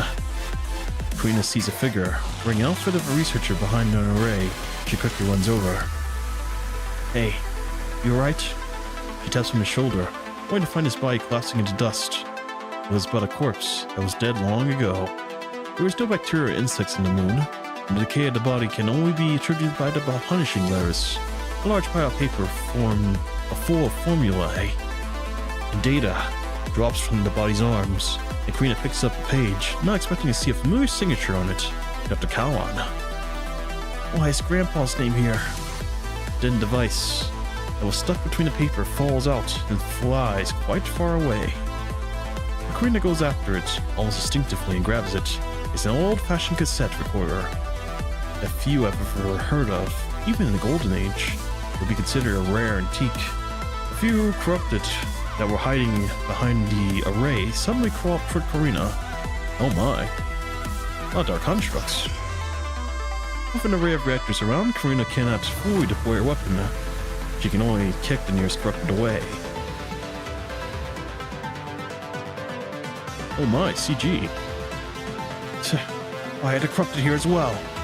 Karina suddenly noticed that even how deformed the corrupted look, they're all query constructs.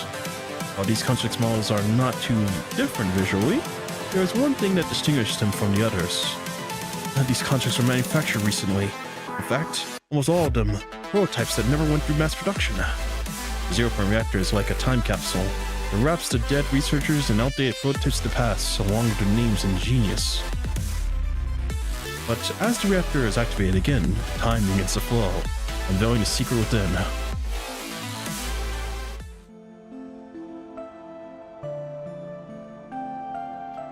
What the success rate of the construct is... Wait, what? Can't read. What's the success rate of the construct experiment now? Count the simulated data as well. Dr. Callan's rubbing between his eyebrows. Can't say words, man. I'm cooked.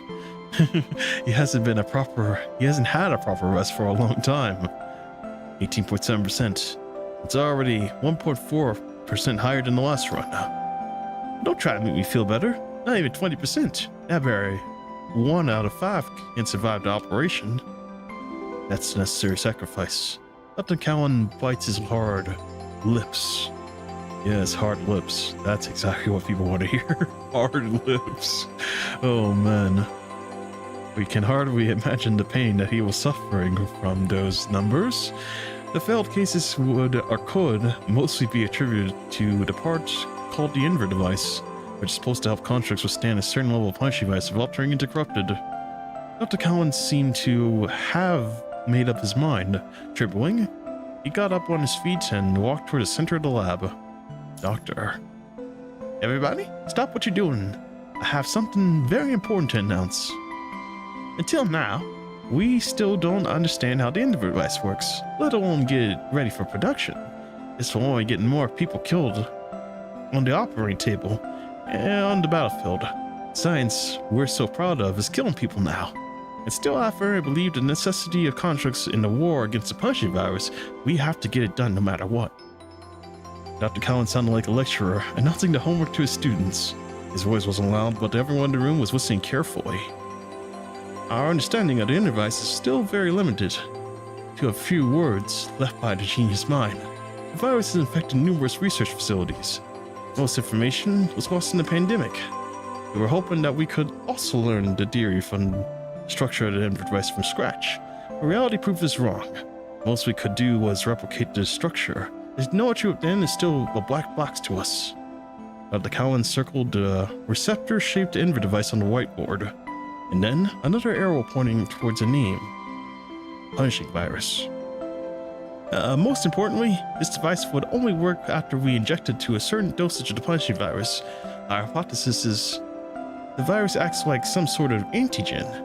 We have no clue how it works or how much doses we should use. Many Inver devices cause serious punishing virus infection after they were installed. turning their host into corrupted and forcing us to terminate them.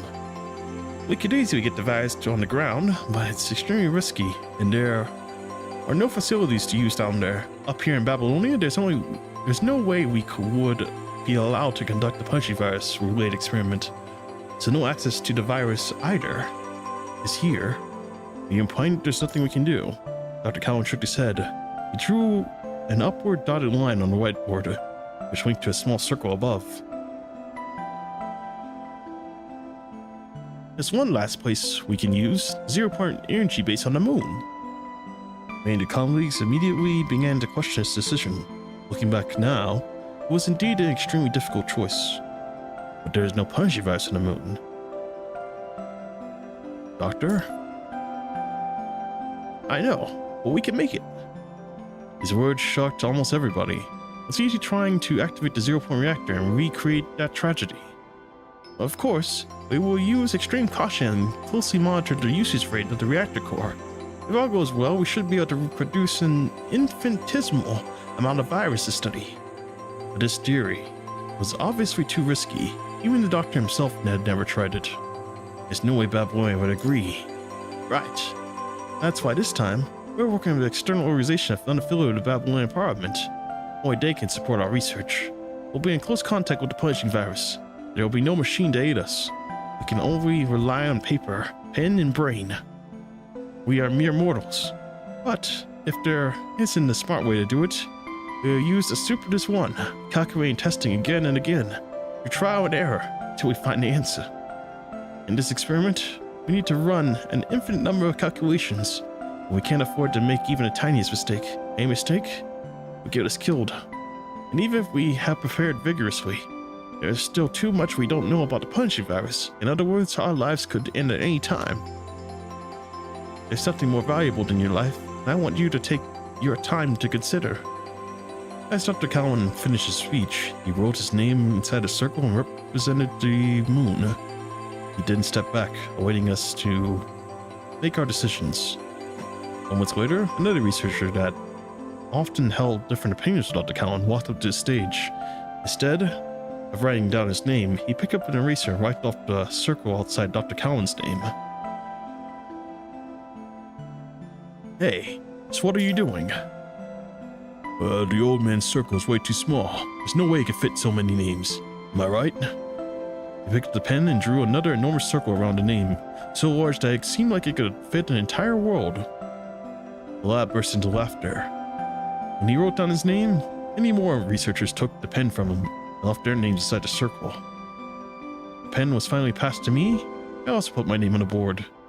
I saw relief and guilt on Dr. Cowan's face. The students not only inherited his knowledge, but also his faith. And still he felt guilty, because most of us might not ever leave the distant moon again. Wow. Follow the teacher to the end, huh? How interesting.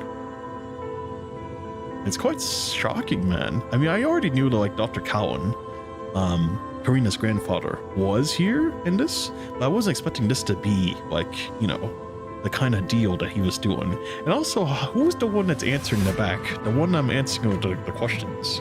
Is that the Graven Commandant? No way. It's like usually whenever the Graven Commandant's involved, you just kind of like answer like that. But that's no way that can be the Graven Commandant. It has to be someone else. Maybe it's Yarha? I have no idea. Probably not. Probably not. Story of the future. If you can see the message, please tell me. Tell me a story of the future of humanity. Oh boy. Oh, Collins. Oh, it's too early for me to see in your ugly mug. Oh, great. The success of the new specialized frame gave us more proper excuse for win more influence in the parliament. Proper? That doesn't sound right when it comes from you. You really have wronged me. You know, I never like to break the rules. It's just that sometimes the cost of breaking the rules is just too low. Knowing she will never win the argument with this man, Rebecca diverts her attention to the other two in the meeting room. Lest the executive meeting of the world government will commence in half an hour. You'll be participating in the councilman of the diplomatic court. Have you got the topic ready? Liz nods, hands over the document to Collins. Well, it was ready long ago. We also managed to invite the CEO of the Norman Corp to join the Parliament as a citizen representative. Rebecca cast a glance at the man brought by List, only to be made speechless by his fancy, inappropriate clothes and accessories. And when he notices Rebecca, he even throws her a wink. If we can nail the timing, this meeting would be a good opportunity for us to bring up the research on ascendants, and I'm sure they'll understand me when they see the new possibility of human evolution. Collins flips through the outline and snaps his fingers at Rebecca. Collins and I will prepare the files about ascendant research. I'll lead the department to you, List. Hey, don't forget about me, Miss Rebecca. I'll do my best too. I'll leave it to the both of you then. Hold on, Liz. I might be acting too old, but can you elaborate what the heck this abstract outline of yours is all about? Colin suddenly speaks behind Rebecca. Unlike most of the time, his voice is filled with dread and anger. I'll suggest in the meeting that we install the restarted zero-point reactor and engine to Babylonia, so it can fill its role as an interstellar colony ship and take humans away from Earth. Before List can finish, Colin slams the outline toward him, and List lets the paper hit his face without dodging. Are you going to betray me? Colin knows the value of his proposal too well. It would be highly convincing and feasible if it is ever brought up in the meeting. With a poker face, List picks up the paper from the floor and reorganizes them. You hold a higher position than me in Corona, but technically speaking, I am not your subordinate. My job is to assist you, not take orders from you. So I don't think this is a betrayal. Your obsession with the Ascendants has exceeded the organization's budget on a simple project. The research of Ascendants will indefinitely be postponed until the risks are reevaluated. And Collins grabs List by the collar and presses him against the wall. When did you start planning all this? Don't be stingy with your baits if you want to catch a big fish. For my purpose, I would not hesitate to make myself part of the bait with you. No matter what, I must protect Babylonia and choose the best path for humanity. Almost stares at Lys, and for the first time he realizes this calm, unemotional man is just another maniac like himself. Oh, interesting. I know a lot of people thought in Babylonia, they kind of looked at List. I was like, oh, he's one of the Corona dogs that follows Collins and stuff. And yeah, he's clearly not one of those people. He actually has his own ambition. How interesting. Anyways, the Punisher Vice concentration keeps rising as more corrupted have gathered. Can't waste any more time with them. Must lead them outside. But first I need to survive. The nearest corrupted raises its arms and pounces at Karina, but suddenly it gets frozen in midair. Karina is alert by the corrupted's strange action. She jumps back and holds up the weapon. But the corrupt never attacks. Or so it cannot attack, to be precise.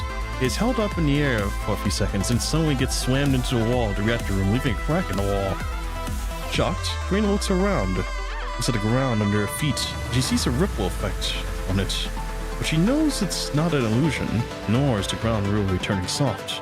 The gravitational wave have destroyed the light nearby. The corrupted, touched by the gravitational waves, are either slammed into the ground or launched upward into space.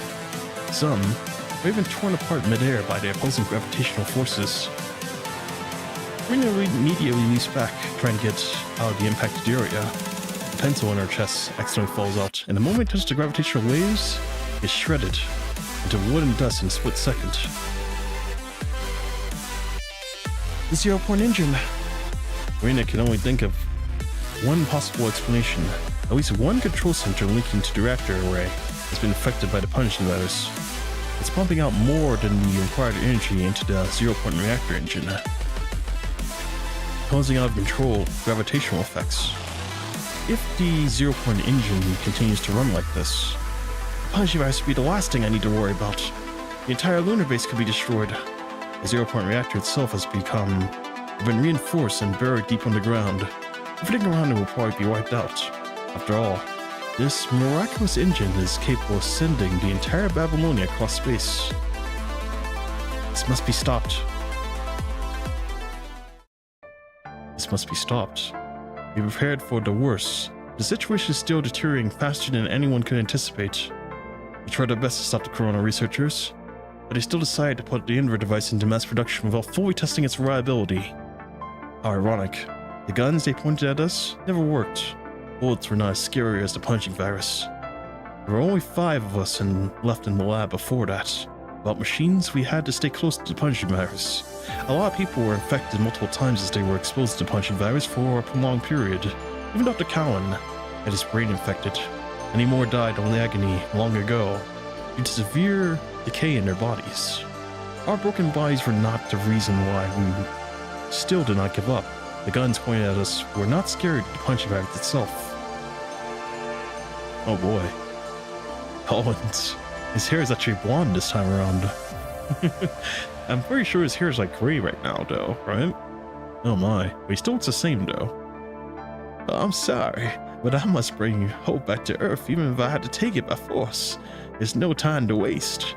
Hundreds of thousands may die of the construct operation, but that's still far better than the total defeat of humankind.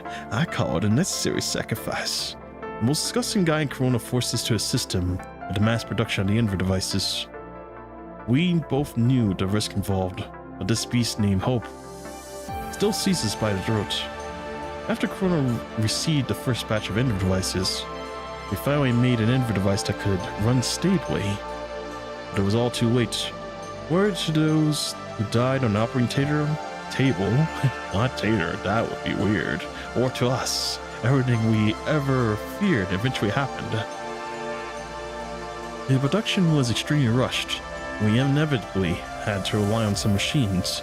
Even the most cutting-edge equipment could not detect the traces of the virus that leaked, which contaminated the machines and spread out. The rate of the spread was limited due to the low number of machines on the site, but when we realized it, some control modules had already turned corrupted. We began to hunt us down. We were only unarmed researchers with no means to protect ourselves. Everyone else died, and in the end, Dr. Cowan and I barely made it to the place where the zero-point reactor was located. He had been unstable due to the after effect of his brain infection. Well, look, Earth.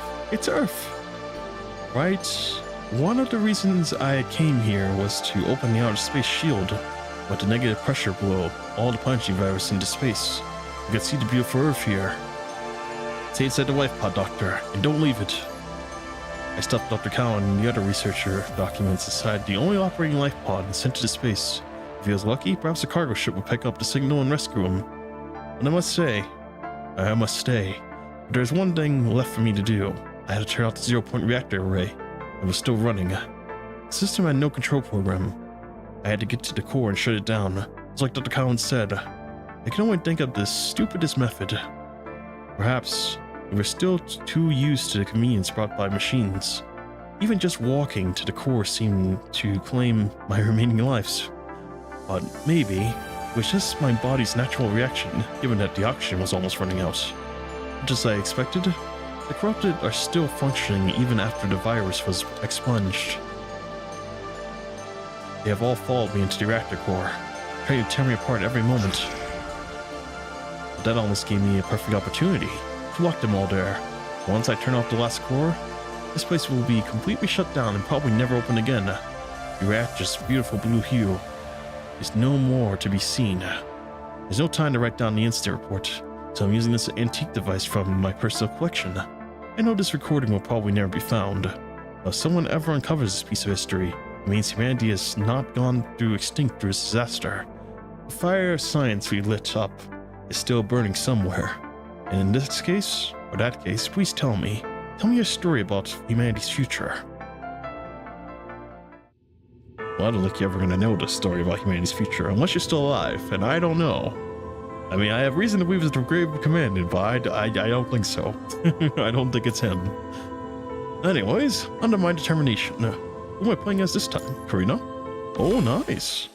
Wait, so when's Rowan getting into this? Is he still going through space right now? Or is he already here?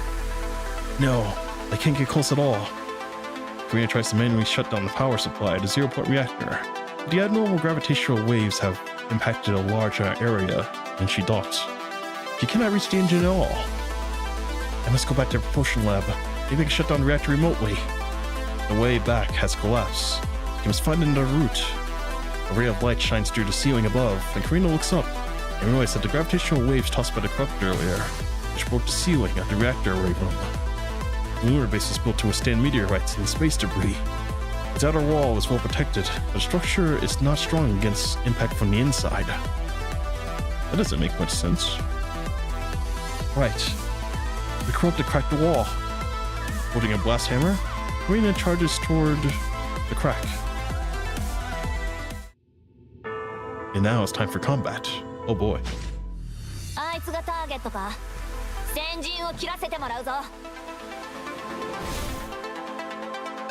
Spare jitter bombs. I remember there being a bunch in the stores. It can't be. I dodge? Oh my. I can stay long in the air with each jump thanks to the moon's lower gravity. I can jump and slam down on the enemies.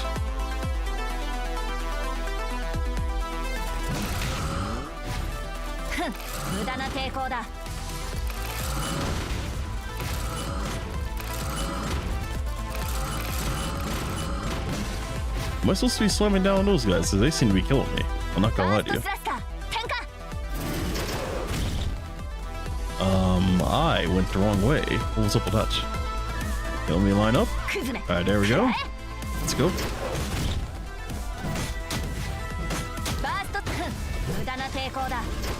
Alright, here I come. Oh, that does like no damage, by the way. Yeah, that doesn't do any damage. Alright, I'm just gonna beat them up.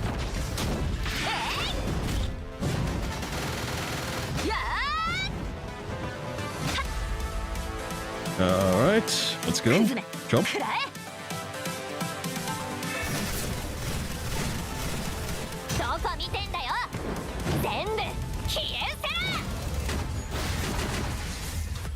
Nice. Got them all in one fell swoop. Alright, here we go.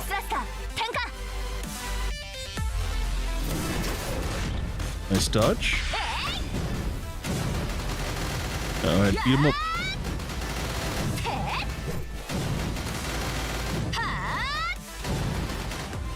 Now I'm going to attack. The dodge is OP. Yeah, extra spin. Oh no! I fell. Let me back up. One! There we go. I can't get back up. No! Let me see. Can I get back up? Alright, there we go. Now that's what I'm talking about. Alright. Launch. There we go. Alright, back down.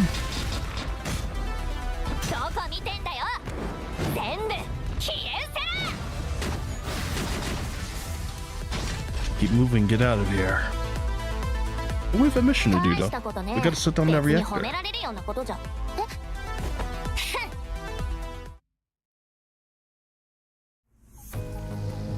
When Karina gets back to the propulsion lab, she sees the engineering force crew along with the uninjured corona researchers. Yarha is standing by the side and taking care of the wounded crew. His eyes light up when he sees Karina. Karina, we have treated the injured crew, but they are still corrupted. Before Yarha can finish, Karina grabs his sleeve and pulls him away. Great, you're here. Come with me. There's an emergency. Karina quickly heads to the control station, only to find another person already rapidly examine the data on display. Hey, Karina, what's going on? 0.8 and she's gone haywire, right? I knew it, so. Are you able to shut it down remotely? Kay shakes her head and projects the control panel onto the screen. Well, the relay program has been rejected all requests from the control panel. Probably already infected by the punchy virus, and at this stage, no one could possibly cut off the reactor's power from its programs. Not even you? No, I hate to say it, but I'm no wizard. If it can't be done, it can't be done. But he sighs and tries to think of other solutions. Well, how about we try to shut it down manually? I tried that already. The thing is surrounded by extremely intense gravitational waves. Nobody can get close, let alone shut it down. Even you? I can try to toss you over from the outside, and you'll be shut down manually, as long as you're not crushed by a pile of dirt on the ground. What exactly are you talking about? Basically, the control center is a zero-point reactor is affected by a punchy virus, and now it's out of control. It keeps pumping zero-point energy into the engine, causing it to go haywire. Gravitational waves can blow up the lunar base at any time. What's out of gas? He knows too well what would happen if people here... What? He knows too well what would happen to the people here if the situation comes to deteriorate. Speaking of which, Yarha, do you have any ideas or any way to bypass the relay to shut down the zero-point reactor engine? Oh, no way. The reactor is top-level security. There are no ways to cut off its power. Teddy, how long will the gravitational waves till they reach here? How long will it take for the gravitational waves to reach here? Oh my. Well, they aren't expanding. Instead, they've been contracting. Teddy's reply gives Karina temporary relief, but she does not seem delighted at all. Instead, she gets even more serious. But don't be too optimistic. The waves are contracting because of the increasing density. The energy supply to the reactor is still going non-stop. It's not difficult to understand. But with the increased power, the reactor will produce more of the punching virus, which will then infect more control centers and cause more reactor arrays to malfunction until all the reactors are overloaded. Which means that the engine is going to get even more out of control. Well, according to my calculations, the gravity oscillation generated by the engine will even have the strength to cause a small part of the moon to explode and decompose. The breeze will have an enormous impact, an enormous mass, and reach Earth at an incredibly high velocity. You can't imagine how desperate it will be for the people on the ground. We have survived so many disasters only to face the rain of falling doom from above. What about us? You even need to ask. There are gulps. Is that hard to imagine how everyone here would turn into space dust in a split second? We cannot stop the reactor, but there is still one chance. Before a zero-point reaction finally blows up, the gravitational waves will continue to contract. Maybe able to find an extremely short window to approach it. If we can destroy the engine at that time, we can shut down the gravitational waves. I still cannot guarantee to negate the existing gravitational waves, but that is the best option. But are we going to destroy the zero-point engine? Queen remains silent. She knows she must destroy the engine herself. The people here, as well as the innocent humans on the surface. It was once a symbol of hope in humanity's toward the space navigation and pinnacle technology of the golden age. She qualified to destroy it. Yarha, can we call Babylonia here? Well, technically we can. The ID card I gave you should be able to connect to Babylonia. When I tried to do so earlier, there was tons of interference. I'm afraid the punchy virus has also contaminated the signal station. That's the interference. It should be better if we just send a one-way message. Teddy, make a report of everything that's happening right now. I already did that. She very fast. Signals are almost cut off. Rena makes up her mind and she nods to Nora and Teddy, and then sends a comm request to Babylonia. Well, this is the part from the beginning of the game then. Okay, it's all coming together now. Is this what's gonna happen? What is hope? Sacrifices must be made for our only glimmer of hope. No one ever doubted the axiom. But what truly is hope? Let's see it. There we go. President Haston announced a 30-minute break room for the world government executive meeting due to the unexpected message for Karina. Liz must find enough reason to support his proposal during this time. Until Liz puts down a very brief incident report along with Karina's message. It only mentions a punchy virus leak accident of unknown reason on the lunar base, which caused the zero-point reactor engine to go haywire.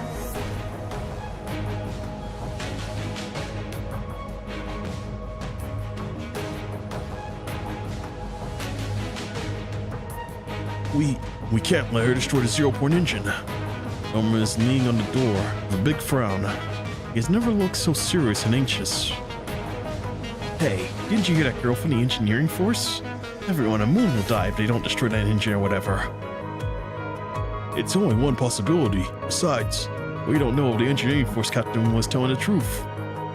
This crosses his hands as if he's thinking of something. Karina had lots of contact with Collins on the moon, and he seemed to like her too. Even had private conversations with that agent. Who can guarantee she isn't acting like this because of Collins has just stripped of his power? Punching virus outbreak.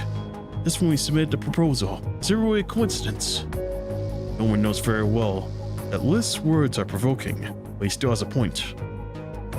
Besides, there's never been any sign of the punching virus on the lunar base over the years. When the zero-point reactor was activated, no virus detected either. Not to mention all the checks were conducted by Karina herself. Well, there was a serious accident on the moon when I was born. It was suspected to be caused by a punching virus, perhaps. That was nothing more than speculation. The only survivor was Dr. Cowan. That was mine. No evidence could link to the possible leak of the punching virus. Very few people even knew the truth anyway. Given Collins' more senior position, he might know the truth, but it does not matter anymore. The list has zero interest in what happened in the past. But my sister's on that moon. We cannot afford the risk. Don't get it wrong. Liz's low, serious voice interrupts Norman. She's no longer your sister. You have only one sister now, which is Victoria. Don't forget that you're representing your family. Think twice before you speak. Liz gets to on his feet and walks to the door. Just stay here if you can't watch the apartment and make their decision. I'll take care of everything myself. Norman clenches his fist, but can only swing it towards a cold wall. Damn it.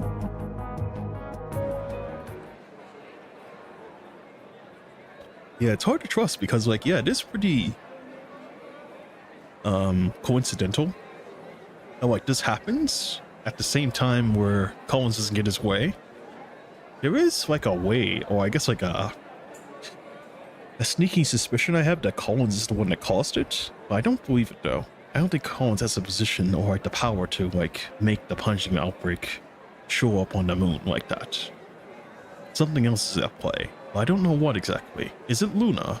Nah, it couldn't be Luna. Or is it Roland? Because I haven't seen Roland for a while. So is Roland doing something behind the scenes that I don't know about? I guess that's part of the hidden story, most likely.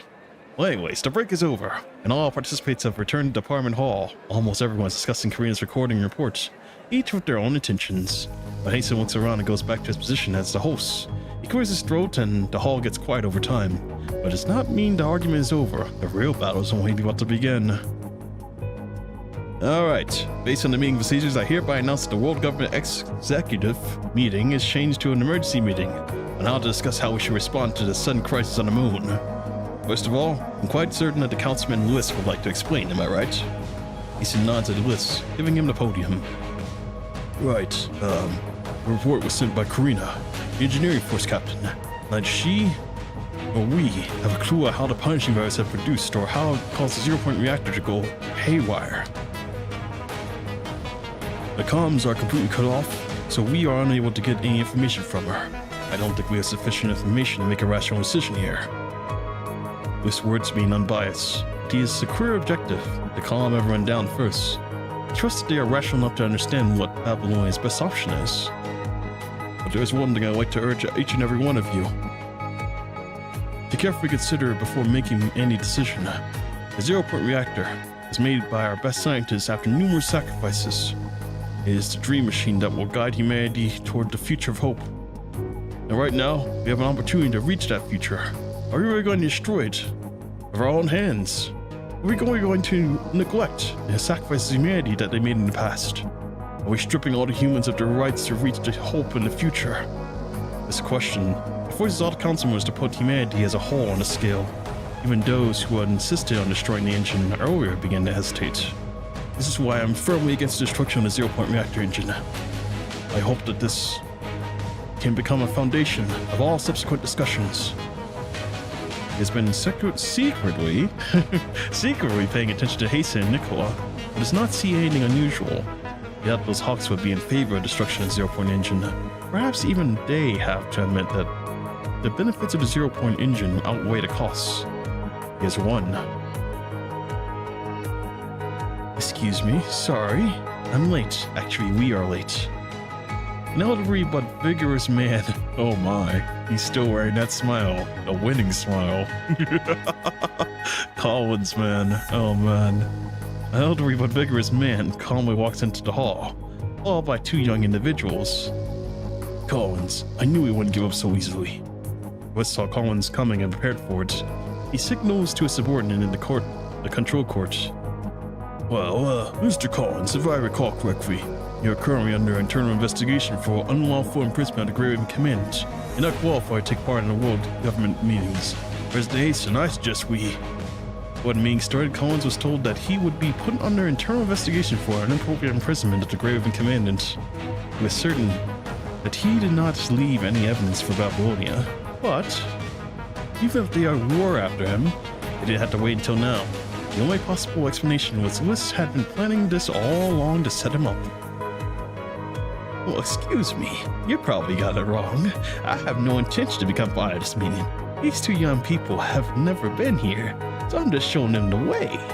And Liz finally shifts his attention towards the two people behind Collins.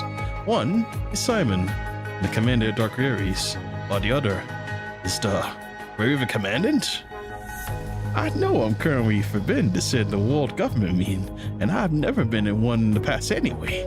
Still, as the chief military advisor, I think I still have the right to refer someone. Collins gives Hasten a meaningful look until Hasten nods.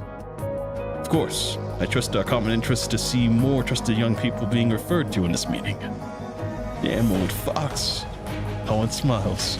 He knows that Hasten and the others would strongly oppose him should he refer to anyone else today. He has been keeping a referral as a trump card. He has no option now, and only we can bet everything on the Grave Commandant. Anyways, I'd like to invite them here because they have been through numerous battles on the front line. They are experts in making such decisions. And in particular, Grave Commandant is our hero, who has participated in various difficult missions. I'm sure the opinion of the Commandant means a lot to everybody. There was a little misunderstanding between the Grave Commandant and me, but we still developed a great friendship during our conversation. Oh my, I'm silent. Oops, I'm talking too much. Well, time for me to go now. I'll leave it to you. Colin leaves his final words before walking out of the meeting hall. And don't let me down, Grave Commandant. Oh my, what has he done to us? Has he made like some kind of like backhand deal with us? Chief, I've never been in a meeting like this. Well, me neither. I feel like I'm gonna throw up, man. You are not used to being in the center of attention either, but it comes from the corrupted or the questioning eyes of humans that are supposed to be on your side. Well, just think of them all as corrupted. Then I'm gonna pass out. Simon finally forces a smile, and thanks to the Corona Man, the two of you are standing in an unfamiliar battlefield. Instead of fighting the Foundation virus right now. Oh my.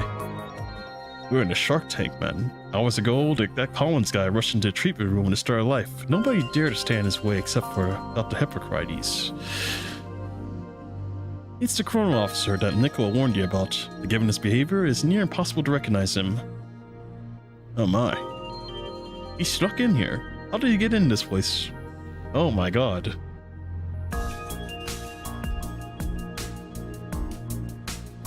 You're the Grave Commandant, aren't you? Yes, and these are my patients. And who are you? One more step and I'll crush your frontal lobe. It's okay, Doctor. You like to have some time with them. Fine. You have 15 minutes, and I'm not taking responsibility if you get worse. After she left, Collins explains the situation in the apartment and Karina's work on the moon. You don't know how much you can trust him, but the information about Karina and Luna sounds quite credible. So what will happen if we don't destroy a zero-point engine? Well, according to Karina's report, not everyone in the lunar base will die, but the gravitational waves will also send rocks falling towards Earth. Then it won't be a matter of single or double figure casualties. If everything goes according to Liz's plan, nobody will speak for Karina, and even if she can destroy the engine in return, they will probably pen some charges on her. After all, destroying a zero-point engine without permission is a serious crime. If Liz decides to make a big deal of it, Karina will not get away. The worst part is that it will hurt the military's trust in Parliament, and may even stir up conflicts between them. I've been paying attention to the meeting. As like Colin said, most of the voices were supportive of Liz's proposal. And that's why Simon asked if I knew a construct named Karina. He was already aware of what happened. Well, how ironic. The hero that raised the guard against me is now the only power I can rely on. Sorry, but I have no reason to help Corona. To your surprise, Collins does not seem to be worried at all, but smiles instead, as if he knew you'd be given this answer. You won't turn me down, despite giving Karina. You cannot sit and watch other people are in danger. The department is a battlefield, only you can save them in this war. What's there for you to save Korea and the innocent people? Obviously, this man will never do anything without benefit, even when he is driven to the edge. You must find out what his purpose is exactly, to avoid any potential repercussions. How cautious of you. In fact, I couldn't care less about Korea and the others on the moon. She means nothing to me after completing the huge Omega weapon. But just like I said before, I firmly believe that ancient named Luna is the key to humanity's future revolution. We must not let her die in vain on a deserted moon. Is that a theory you believe in? No, in fact, it's my instinct. And when you get older, you'll learn that simple instinct often makes you more sense in complicated calculations. I trust it as necessary sacrifice for greater good. Not only Karina, I would not hesitate to sacrifice my entire life to find that answer. But you're different. You're a lot greedier than I am, and no matter how dire the situation is, the first thing on your mind is always to save everyone and everything. And honestly, I thought it would be only a matter of time before your kindness got you killed, but you proved me wrong every single time, damn it. Is that so? I'm so sorry. The Commandant stands up next to the bed and reaches out his hand. But just like what I told Karina on the moon, the Ascendants aren't necessarily always enemies of humanity, and neither is Corona. Only frailty is. If you and I are both weak, why don't we just join forces at least for now? Utilizing all available resources is a basic principle of tactics. Even enemies can send... What? Even enemies can and must be used if necessary. Yet that one saying, the enemy of my enemy is my friend. Yeah, you hold out your hand. And Colin's last boldly shaking your hand and ignoring your vigilance. Well, come, hero. Show those people that you are capable of saying more than nice words. Your speech will be the sharpest edge. Reverend Commandant, from what I recall, you only just recovered from a serious injury. You're fit for this? It's okay, President Hasten. I'm okay. The wounds are hurting you so much that you must lean on Simon to stand still. The pain gives your mind clarity. In that case, we shall let the Reverend Commandant speak first, if that's okay with you, Councilman List. With a frown, List eventually nods, but he obviously isn't giving up. I would too like to hear the Graven's option. Wait, what? I would too like to hear the Graven Commandant's opinion on this sudden incident. Not the option. Oh my. Taking off your hand on Simon's shoulder, you walk up toward the podium. But just when you walk on the last step, you suddenly feel a sharp pain on the wound in your head. You have to hold yourself up with both hands on the podium. Chief! You quickly signal Simon not to help, as it will only expose your frailty. But it seems too late. The wolf already has his eyes on his prey. Oh, don't push yourself too hard, Graven Commandant. This might not be a battlefield, but there's no reason to overexert yourself. You've seen through your camouflage and is determined to completely crush your confidence. The two commandants may have been through a lot of battles, but on this battlefield, you weren't much different than rookies. Some councilmen members are already getting impatient.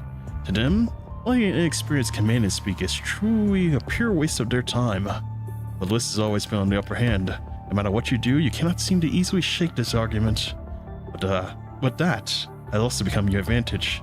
The enemy are exposed to some weakness when they think they've already won. Well, thanks, Councilman Liss. But aren't you the one who is overexerting yourself? Me?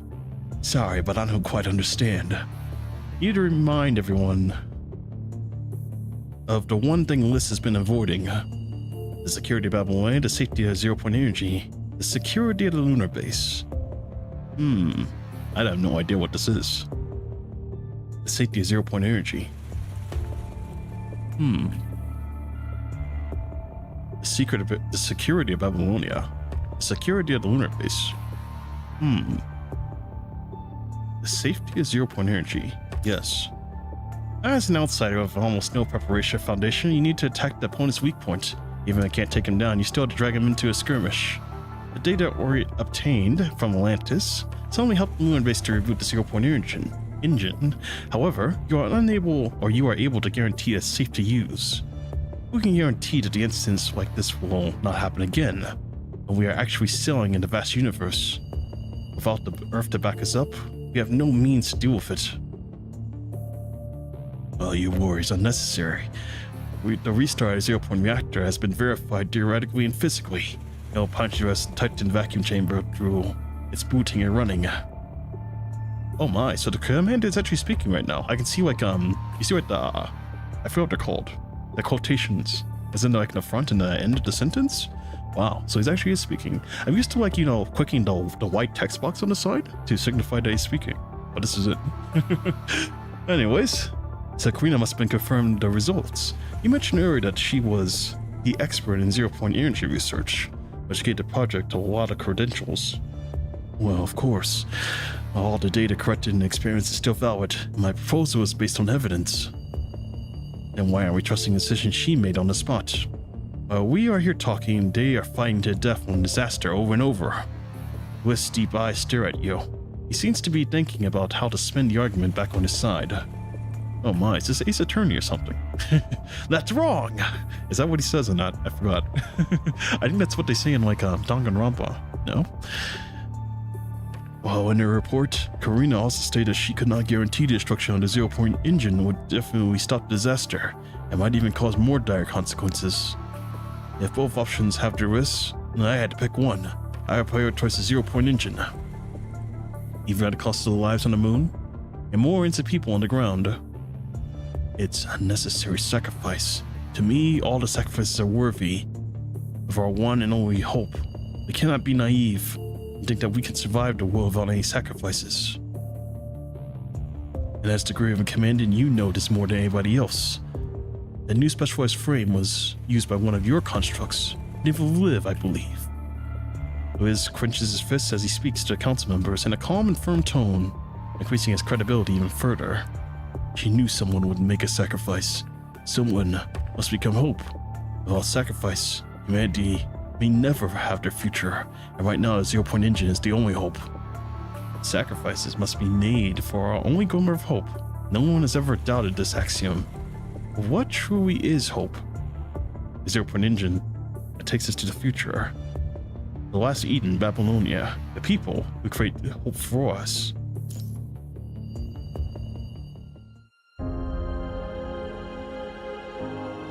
I think the real hope isn't the new specialized frame or zero-point engine itself. It's the people who created all of them. We lost our home, but we can take it back. We suffered so many losses. We can learn from them.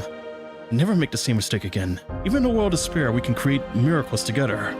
Humans, we're not so strong. We aren't weak either. A hope left by the past cannot make us give up thinking or going forward. The new specialized frame is a hope created by people and live together, and paired with the zero-point engine that can be remade. I would rather trust people who create hope in the lunar base. The flow of the meeting begins to change. More people start to discuss and think about what she said. And Hasten waves at you, and then walks to the center of the conference hall, facing all the representatives.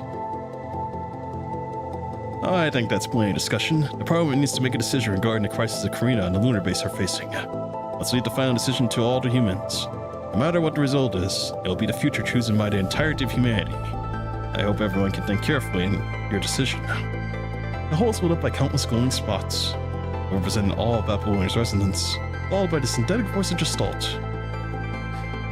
Oh my, Gestalt is going to be the one making the decision at the end, or telling us the result.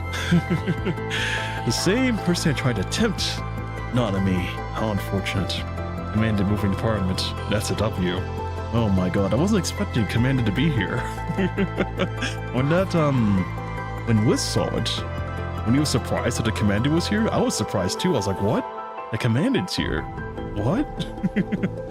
Oh, interesting. And we're helping, actually, oddly enough, Collins. But at the same time, no. I suppose we're not directly helping him, because we don't really support his goals.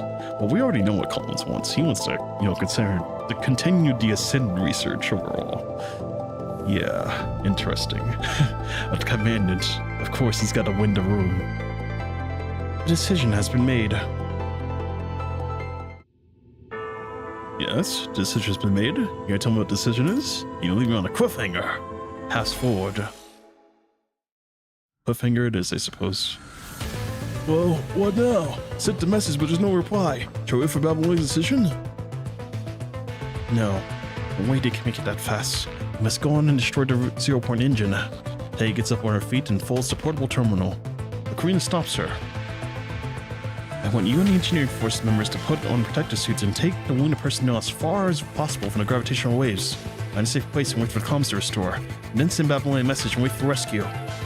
Karina puts on the blast hammer on her back and gives a confident smile.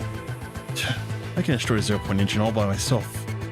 You all are going to be my burden. Eddie looks at Karina and sighs from a short distance, or silence. You're right. There's no need for us to die with you. If I stand next to you in the queue of the underworld, I'll probably end up fighting with you before I reach the destination. Let's get lost in. Alright then, Yarha. Take your crew with us. What do you mean, Just get out of here, man. Then he has left without looking back. Yarha hesitates for a few seconds, but ends up leaving with her. Alright, has up another place I must go before blowing the 0-point engine up. Karina grabs her weapon and nods to herself and heads outside again. Alright, here we go. Combat. How interesting.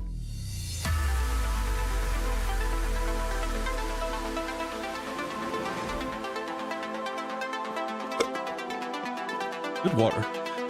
I want to get back ASAP. I don't know if we're gonna get back.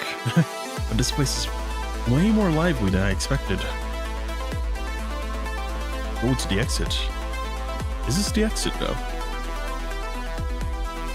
Anyone able to tell me how to counter these things? Oh, interesting. I don't think there is a way to counter it. Well, I know one way. We hit them with the hammer.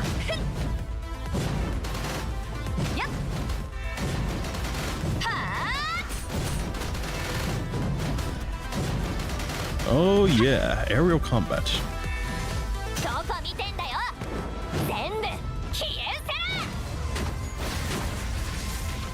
Can't go on like this. Need to find some way to take him down all at once. All at once, huh? Is that the computer working, by the way? Let me see. It does not work. I had to find a way to take them all at once. How can I take them all down at once? I like to take the ultimates enough, right? Go on authorized access. No authorized access? Where's the drone? Oh my.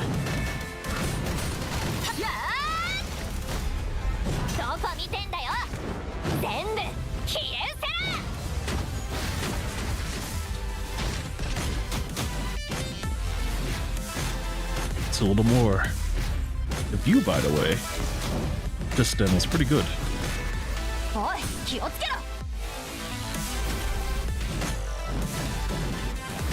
Use the gravity to eliminate the corrupted in the base modules. Alright, let's go.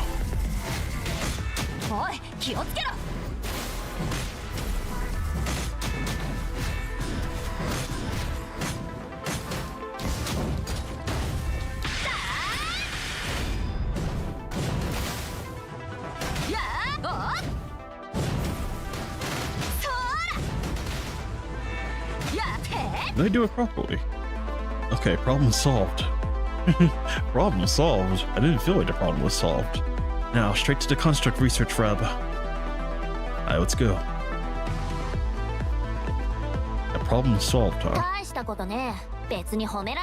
Oh, literally solved now. The mission's over. I'm shocked. Paths forward. Alright, complete. Now, 1916.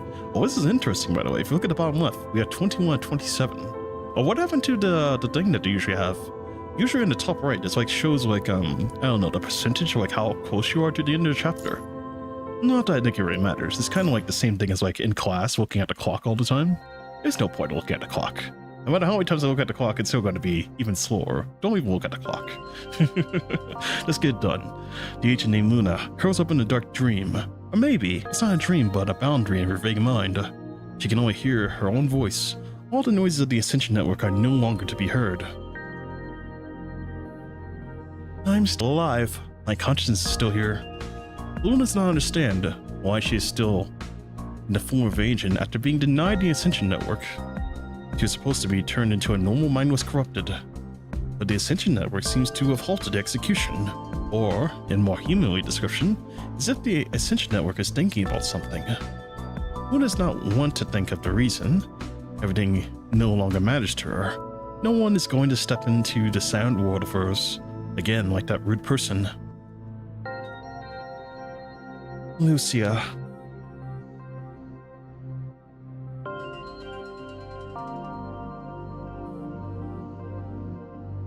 Knowing she is but an illusion, Luna still reaches out to her sister in her memories.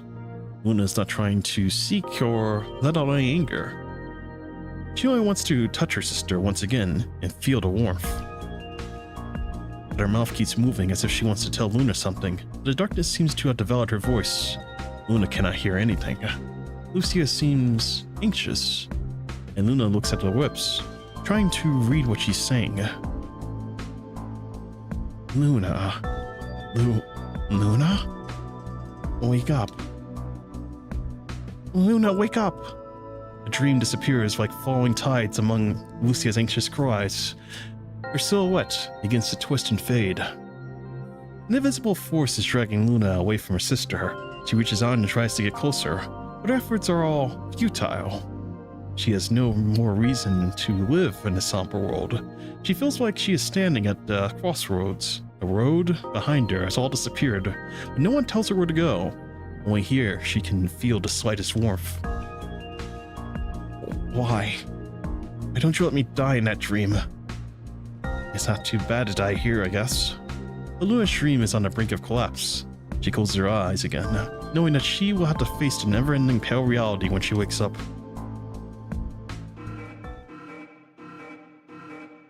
But unlike the countless awakenings in the past, she is greeted by a sharp agony and loud siren instead of silence, and the smell of dust. Luna opens her eyes while, in excruciating pain, she finds herself still in the familiar construct lab, but everything around her is a mess. Something must have happened. She barely twists her wrist in restraint, and then realizes that there's a crimson punching virus coming out from her body and dissipating in the air. This is the Omega weapon those humans talked about. The massive Omega weapon behind her is emitting a crimson light. The color is not from the weapon itself, but it comes from the punching virus that keeps draining from her. The punching virus outfit that forms Luna's combat suit has completely vanished. The punching virus in her body will be next. Losing the power of an agent does not impact their frame's performance, but there is still a large amount of punching virus inside and present in Luna's body. Still, it's no patch for the Omega weapon's infinite power. Am I going to die like this? Luna has never been so close to death after she became an agent, not even when she was devoured by the polyphage. This is the most powerful weapon humans have created for descendants.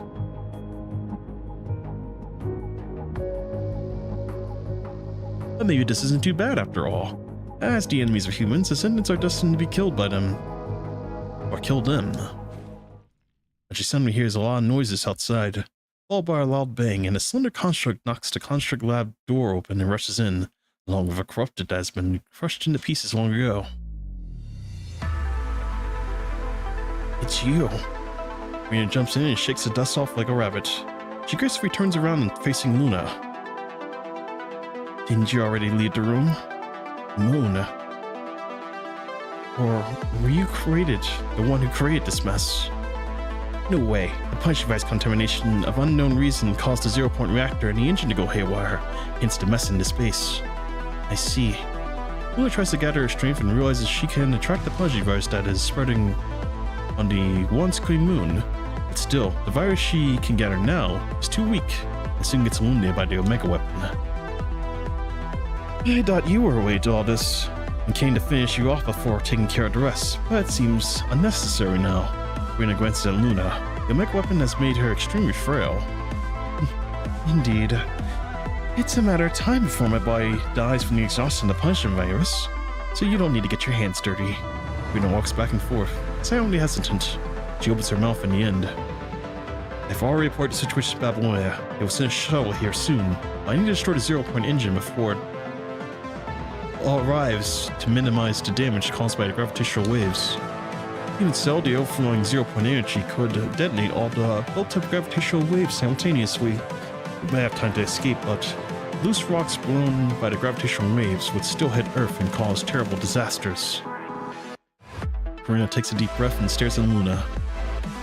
And according to my calculations, if you can get the power of an agent back again, the strength of the punch virus user will be on par with the Omega weapon, and therefore consume a lot of zero-point energy, reducing the final impact of gravitational waves. Luna gives Karina an unbelievable look, as if she had just heard something absurd. Are you trying to seek my assistance? Well, yeah, is there a problem? I'll do anything, and use any resource available to achieve my goal, even if it means seeking help from my enemy. Oh my, working together, huh? I kinda expected this at the end of the day, but she wasn't here just like to execute her. Hey, you don't want to die for this too, do you? Well, if that's the case. But Luna shakes her head and interrupts Karina. I no longer have the ability to connect to the Ascension Network or use the power of an agent, and even if I can, I have no plan to help you, just for the sake of living on. To her, it might just be better to put an end to the agent named Luna once and for all. That way, both of the sisters can finally walk down the path without worrying about one another. Besides, I don't think you should put your hope on Babylonia's rescue. They probably already abandoned everyone here. Compared with the lives of few on the moon and Earth, it would be a wiser choice for them to protect the zero-point engine, which is a symbol of hope. Luna once heard that human named Yarha. The Colonel wanted to install this engine and a zero-point reactor on Babylonia to restart the space travel project. Zero-point reactor, construct technology, Omega weapon, new specialized frame. All these creations are carrying the hope of humans. They create the future for humans, but also become their shackles. You'll become the enemy of humankind if you destroy the engine. There's no taunt and anger in Luna's words. She's just stating the cold hard truth. You really have the courage to pop the inflated hope. It is pretty true. But at the same time though, I would like to assume that probably Parliament, they're going to side with the Commandant in destroying the engine. Probably. I'd like to assume that. Here comes Bonkarina? Oh no, not Bonkarina. She's not going to like that name either. I can't even call her Karen. Oh man, I don't think she's going to be very happy with that name. But hearts intertwined.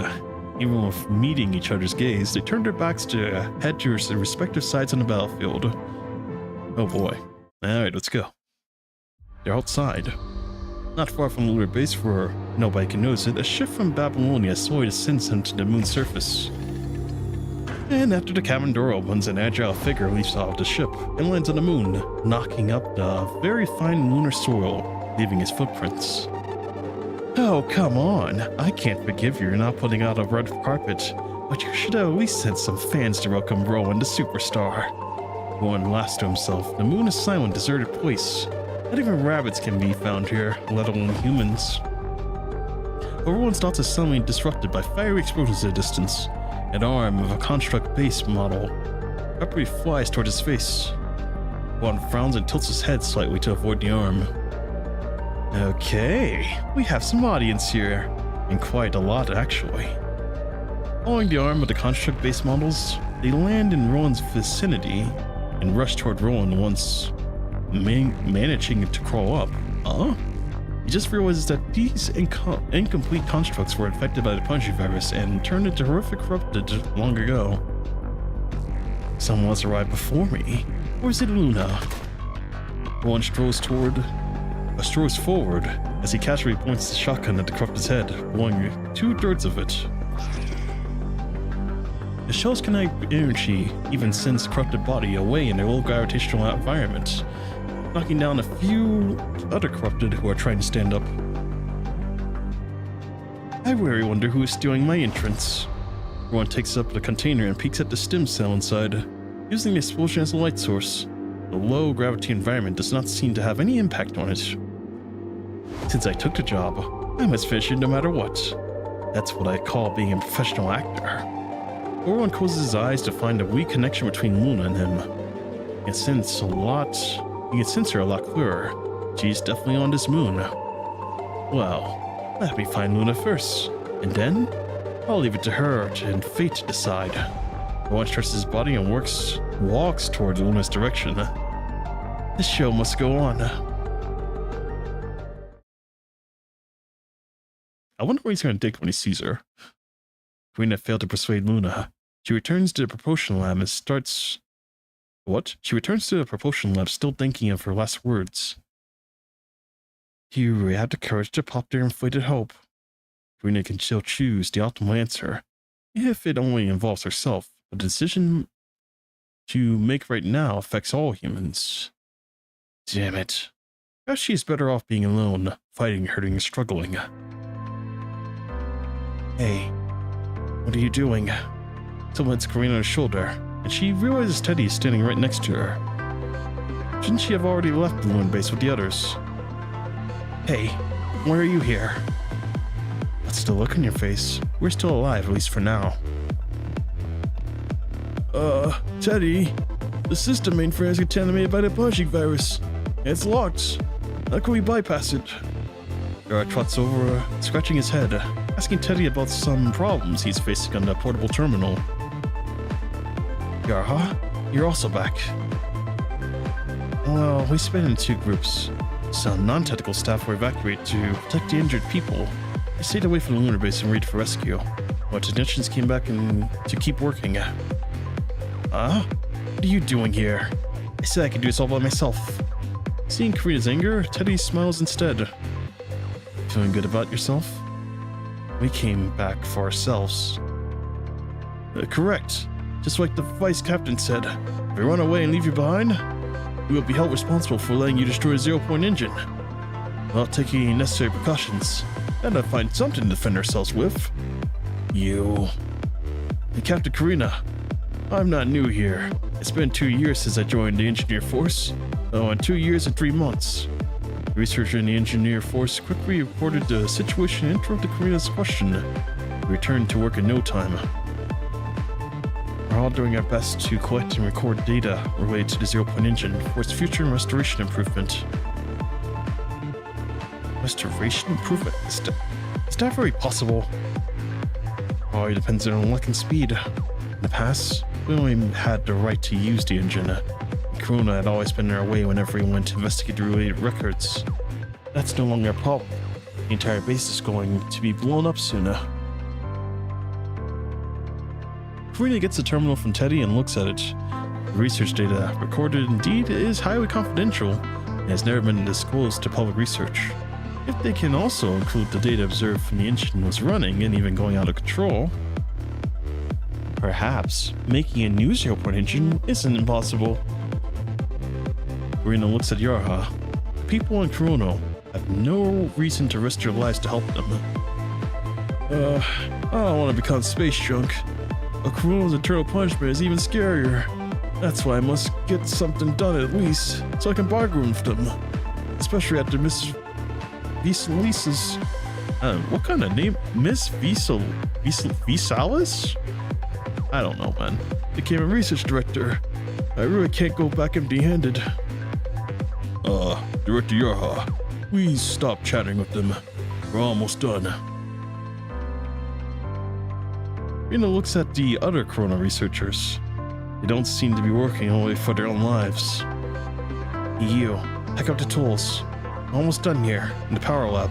Next, we need to go to the zero-point reactor and record its energy output and the conservation ratio.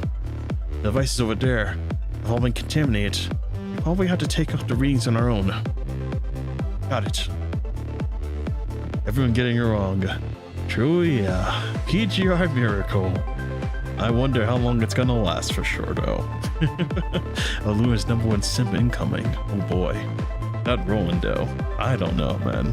What's he gonna do? Because he just got here. I wonder what he's gonna do when he sees her, though. She doesn't have her frame anymore. And at the same time, though, also, she's working with Karina? Just kind of interesting. But what's oddly enough, though, I don't see Luna around at all. So where is she right now? Teddy looks at Karina. Her slim right hand clenches into a fist, and she gently punches Karina's left shoulder. Are you concerned about the consequences of destroying the 0-point engine? It's totally not like you, fool. Don't think too much. Just focus on things that you must do. Leave the rest to us. You have friends that are willing to fight alongside you, too. You are so... More loud explosions can be heard from afar. Even the ground has begun to tremble. There's no time. We must get going. When you destroy the 0-point engine, we'll take back the hope for science.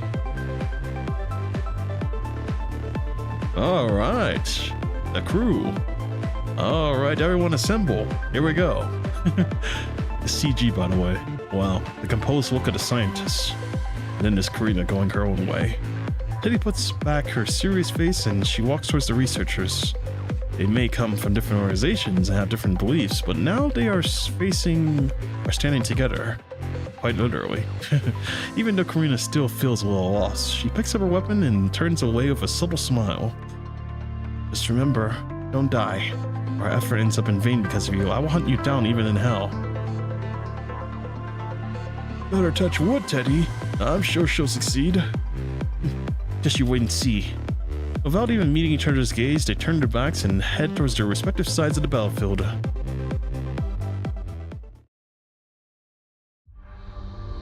But Roland steps to a twisted door at the construct lab. It seems to have been deformed by tremendous force. In the center of the lab is a white figure he has been searching for.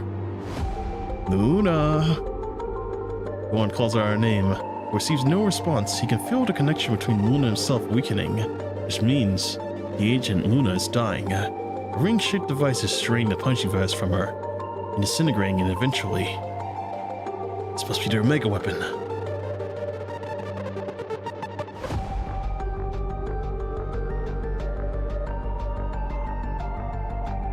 I wonder if I can free Luna and break it. Luna, Rowan, will just shotgun up aiming at the mega weapon. Love this accelerates her death. Rowan smiles and puts his shotgun away. He knows even if he rescues Luna here, it would only momentarily extend her life. Nobody can rewrite your own story except for you, Luna. If your ending is a silent death on a cold, icy moon, maybe that is just what fate brings. And still, I wish you can change the ending yourself and embark on your journey again. The person who asked me to bring this gift to you would probably feel the same. Rowan takes out a storage unit he's been carefully protecting and inserts it into the control panel in front of Luna. It connects to her mind. Although Corona does not have technology to hack into the mind of agents, it can still send them a message. The container on Rowan's waist begins to tremble, vigorously, as if the thing inside banging against the container's wall. Almost forgot about Von Good's gift, but I don't think I'll need it to kill her now. Still, I have to go through the motions. You can devour everything on the moon as you like. Rowan opens the container. The searching matter inside quickly crawls into or toward the cable connecting to a mega weapon, and then squeezes itself into the cracks of the wall, following the 0-point energy's unique blue glow. Alright, here concludes my cameo appearance. Thank you for coming today. Rowan stops smiling and looks at Luna's face for one last time, whispering, Luna, I hope you can become your true self when you open your eyes again. Oh my. That's quite funny. He says here begins the ending of my cameo appearance. Oh my god. He actually thinks he's in a show. Oh my god. Roland. What a guy. Alright. 1918. Undying Will. The will of the entire human race throwing behind her. And this undying will becomes a star and a torch. Is that referring to Roland? Oh man. Not that. Out of my way. Rena keeps dodging the incoming gravitational waves and knocking the corrupted away. In less than an hour's time, the gravitational waves are affecting a small radius but significantly greater intensity. Some of the buildings of the lunar base are already decomposed into large debris. After another huge explosion, the blazing blue light begins to emit debris and dust. 0-point engine, it's right over there. The spherical 0-point engine engulfed in the gravity storm, sucking in all nearby debris and lunar soil. The limbs of the corrupted and anti-gravity fields slowly lifted the engine into the sky. The gravitational waves are concentrating in the engine. We cannot waste any more time here. Karina slams the blast hammer hard into the moon's surface. She keeps boosting the pressure of the hammer's propulsion engine. Estimated gravity, trajectory, and simulation complete. Engine compression 100%, 120%. Can't get there from the ground, I'll just go there from above. And when the engine reaches peak power, Karina pulls the trigger. The charged kinetic energy is immediately released, shattering the fragile moon rocks underneath the launching Karina along with the hammer rapidly towards her destination. The gravity control device in her frame and the blast hammer propulsion allow Karina to adjust her stance while airborne, nimbly avoiding the impact of the gravitational waves.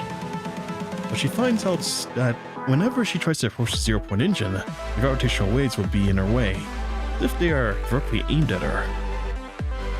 What is this? How strange. I feel like the 0-point engine has its own consciousness. It's trying to push me away. After dodging another round of dense gravitational waves, Karina transforms the blast hammer into a cannon form and fires the 0-point engine. The engine immediately compresses the gravitational waves to neutralize their shot. That is definitely not a coincidence. What? It's impossible. How can the 0-point engine protect itself unless... Karina keeps firing the gravity storm around the 0-point engine. When she finally peels off the debris, she finds some pale matter entangled from the bottom of the engine and continuously growing upward. It's not a lunar sword or shattered debris, it's a creature that she's never seen.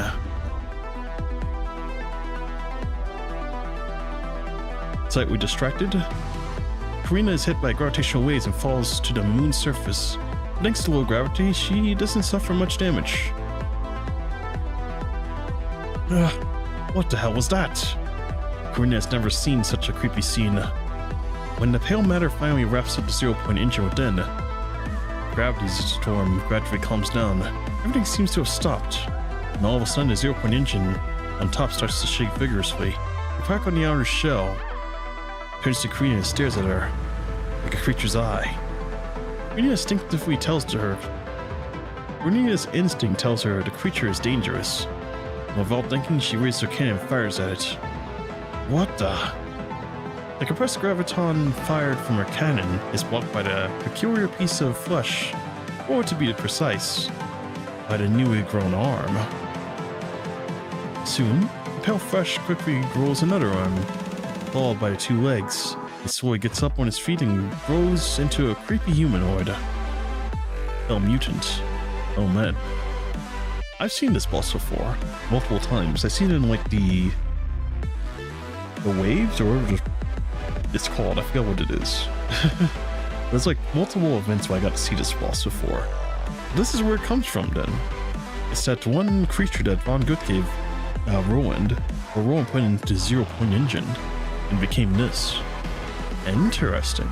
I guess it's technically the hetero hive butter, isn't it? Anyways, it lets out a hysterical cry. Uncontrolled gravitational waves burst out, shattering everything around. And Karina does not need to ask it to know what the creature is her enemy or not. It's an enemy to all humans. It continues to drain the energy supplied to the 0-point engine and emits crimson punishing virus. Is this freak also a hetero creature? The monster frenetically? I don't know. Trenches itself.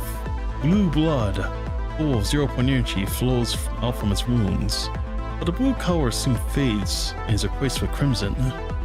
The lunar soil nearby is soaked with the crimson liquid, or the red tide to be more precise.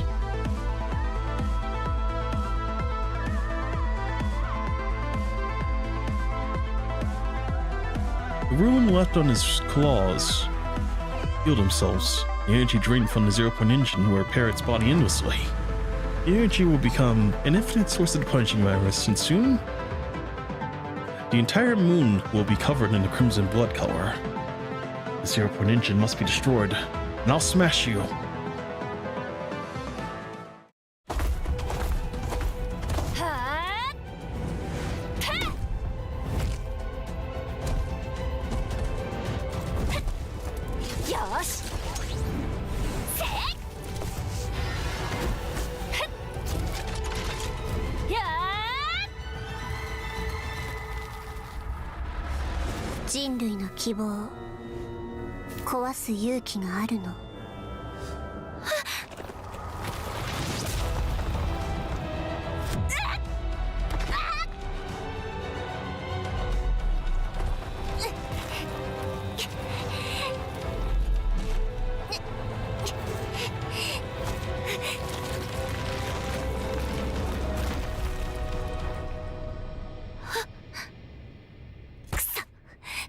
俺はまだ弱いままなのか。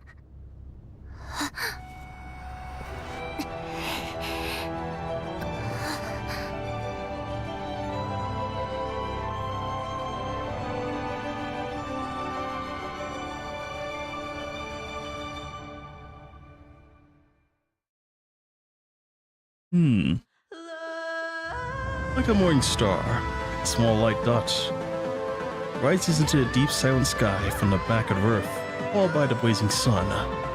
But when looking closer at it, the star is blinking at a certain rhythm. Babylonia. The blinking navigation lights of Babylonia were once used as communicating with the outer orbiter spacecraft. They are too outdated and no longer in use. Babylonia don't need to communicate with other orbiter spacecraft. With no other than orbital spacecraft left, Babylonia is the only unit that watches the Earth from space. And right now, the lights are operating once again for just one person. The message is for Karina and Karina alone. The world government has decided. Karina carefully reads the message conveyed by the signal. The decision of humanity awaits her. To acknowledge and approve, the engineering force decision, Karina. Her eyes widen as she gazes in the blinking light. She's still finding difficult to believe. But what have you destroyed a zero-point reactor engine? The signal cannot convey complex instructions, but they are more than enough to give Karina never-ending courage. She looks up, sniffles to stop the tears, and turns around and gives the monster a fearless smile. Hey, did you hear that? You bloody punishing monster? Karina holds up her blast hammer and points it directly at the monster. The tail, flames of propulsion engine burning strong. The humans want me to crush you. Even when standing alone in a dark universe, Karina no longer feels any fear. She knows the will of the entire human race is twinkling behind her, and this undying will become a star and a torch. So, just die. Oh boy, here we go. The battle has begun. The remembrance of pain. Oh boy. Am I playing as Luna here? That'll be kind of interesting. Oh, I am playing as Luna. Alright. Now this will be interesting. Who am I? The girl looks at her... What? The girl takes a look at her body. White body. Which seems to be different from what she perceives as a human. It's made of machines just like robots. In a story she read before. Am I a robot? I'm no human. She feels somehow disappointed, although she does not even know why she is obsessed with whether she is a human or not. Perhaps the word is just a familiar ring to it. But she looks around and finds nothing but a dark world. A light spot suddenly appears in the distance, like a beacon that is guiding her. She's also read in stories that when humans are about to die, they may be similar light spots to guide them towards the afterlife. But isn't she a robot? How strange. Is it because I'm dying? Besides, who told her these stories? She feels like someone had once whispered in her ear, telling her thousands of curious stories in detail until she fell into sweet dreams. But who is that person? Huh? What's this? She raises her hand, past her face, only to find tiny droplets of water spilling from the corner of her eyes. Her tears. Am I crying?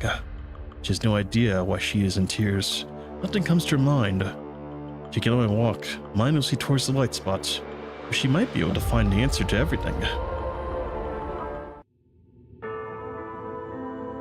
To combat. Let's go.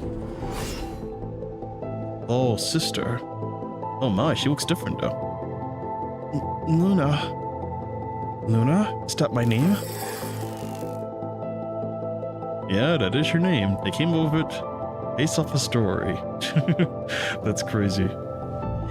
Stay close and don't leave my side. Sister. Yes, you're my sister. I'll protect you, Luna, I promise. Oh my, she really is protecting us.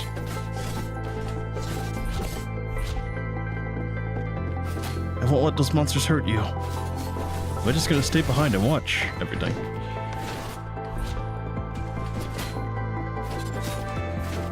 I'll protect you, Luna, I promise.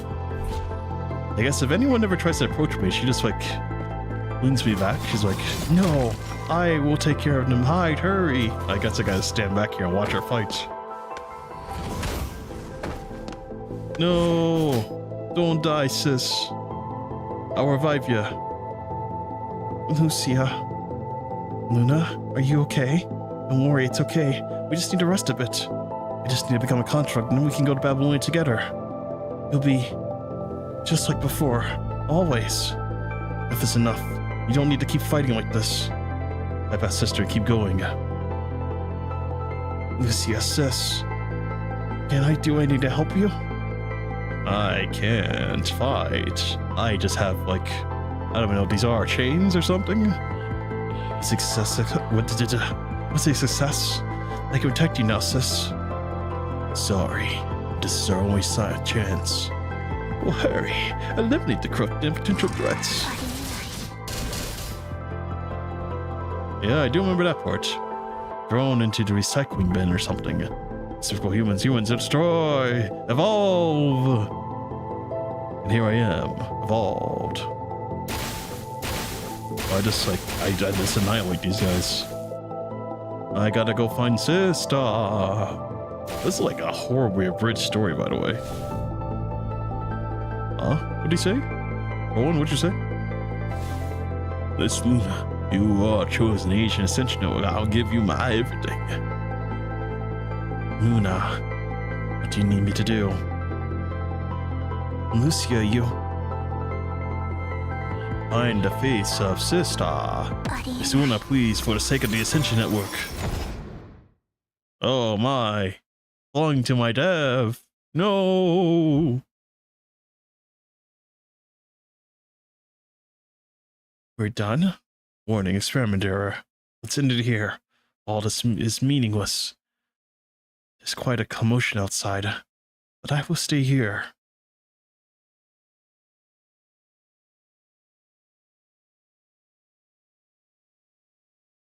Your voice. Huh?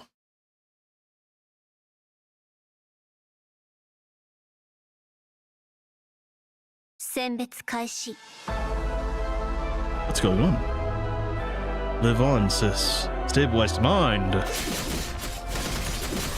I guess it's time to kick some ass. Well, I'm hardly doing any damage to this guy.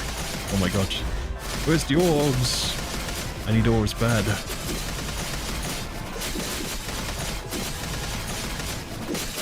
This guy just gonna stand here and just take it. I guess that's exactly what he's gonna do. Functions partly rebooted.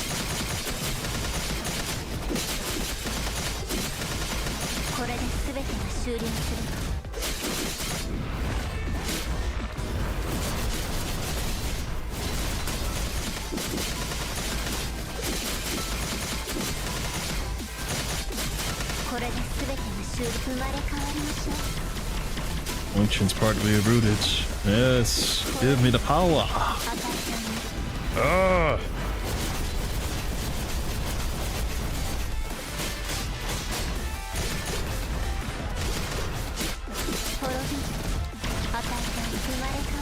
Yes, the functions are all coming back to me now.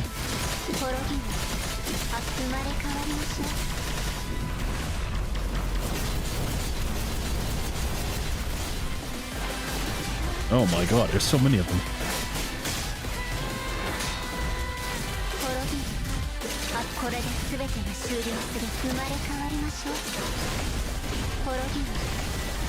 Use a finishing move to end it all. Here we go. The true power.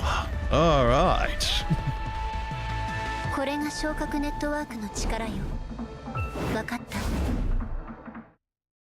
Yes, wakata. All right. Every year, when it comes to your birthday, Luna, I always prepare a gift for you like before. Even the years before I was called Alpha. I knew all too well this disappointment's folly, and no matter how many gifts I prepare, I cannot change the fact that Luna's never coming back. That day when I saw you standing in front of me now, I made a vow to myself. Since your birthday's in the future, I will stay by your side no matter what. And this year, I have a present for you too, but I won't be able to give it to you on your birthday. If you ever get to hear this message, Luna, I wish that you find your own path in the future. I will be by your side no matter where you go. And happy birthday, Luna. construct lab continues to collapse under the impact of the gravitational waves and is finally exposed to the outer surface. The negative pressure generates a fierce storm that sweeps off everything inside the lab. It tears and rolls down the pale girl's face unconsciously. They are torn to pieces in the storm, disappearing in space. And at the very last moment of her life, she can no longer feel pain or hear any sound. Tears don't come from pain, but from the reluctance buried deep in her memories. My death is perfectly logical, but why am I still resisting the inevitable? Why can't I, like those inferior human beings, shut off the important memories? Why am I struggling hideously to survive? Lucia, as an ascendant, she once prided herself on being superior to humans, but it is her human emotions that take over in the end. The storm is gaining momentum, blowing away everything on the control panel in front of them. The countless blueprints and parts have witnessed all the days and nights that our researchers spent here, and suddenly she sees a small green object rise from the control panel. It should never have appeared in this dull lab. Frog? There's a small frog charm hanging from the storage unit plugged into the panel. Luna can't possibly know the ordeals that this little charm had to go through to get to her, but she is certain that it was a gift from Alpha. The charm's thread is coming loose, as if it will be swept away into the universe and the next moment, never to be found again. No, don't. Luna tries to reach out and grab it, only to realize that her hands are both tied up. She can only watch the charm's thin thread slowly unravel. It's like a cord connecting Luna to this world, and when it breaks, she will completely be alienated from everything in this world. Luna tries desperate to break away and grab the thread of destiny, triggering the alarm on her electromagnetic shackles. With almost all the Punishy virus power loss, she can only use pure strength to move her slender right hand. And the electromagnetic shackle scorches her arm, burrowing deep into her artificial muscles. Vital fluid flows out from the cracks of her body. Finally breaks free from her shackle and grabs the charm's thin thread at the last moment. And Luna holds the tiny charm tightly in her hand, even though she has long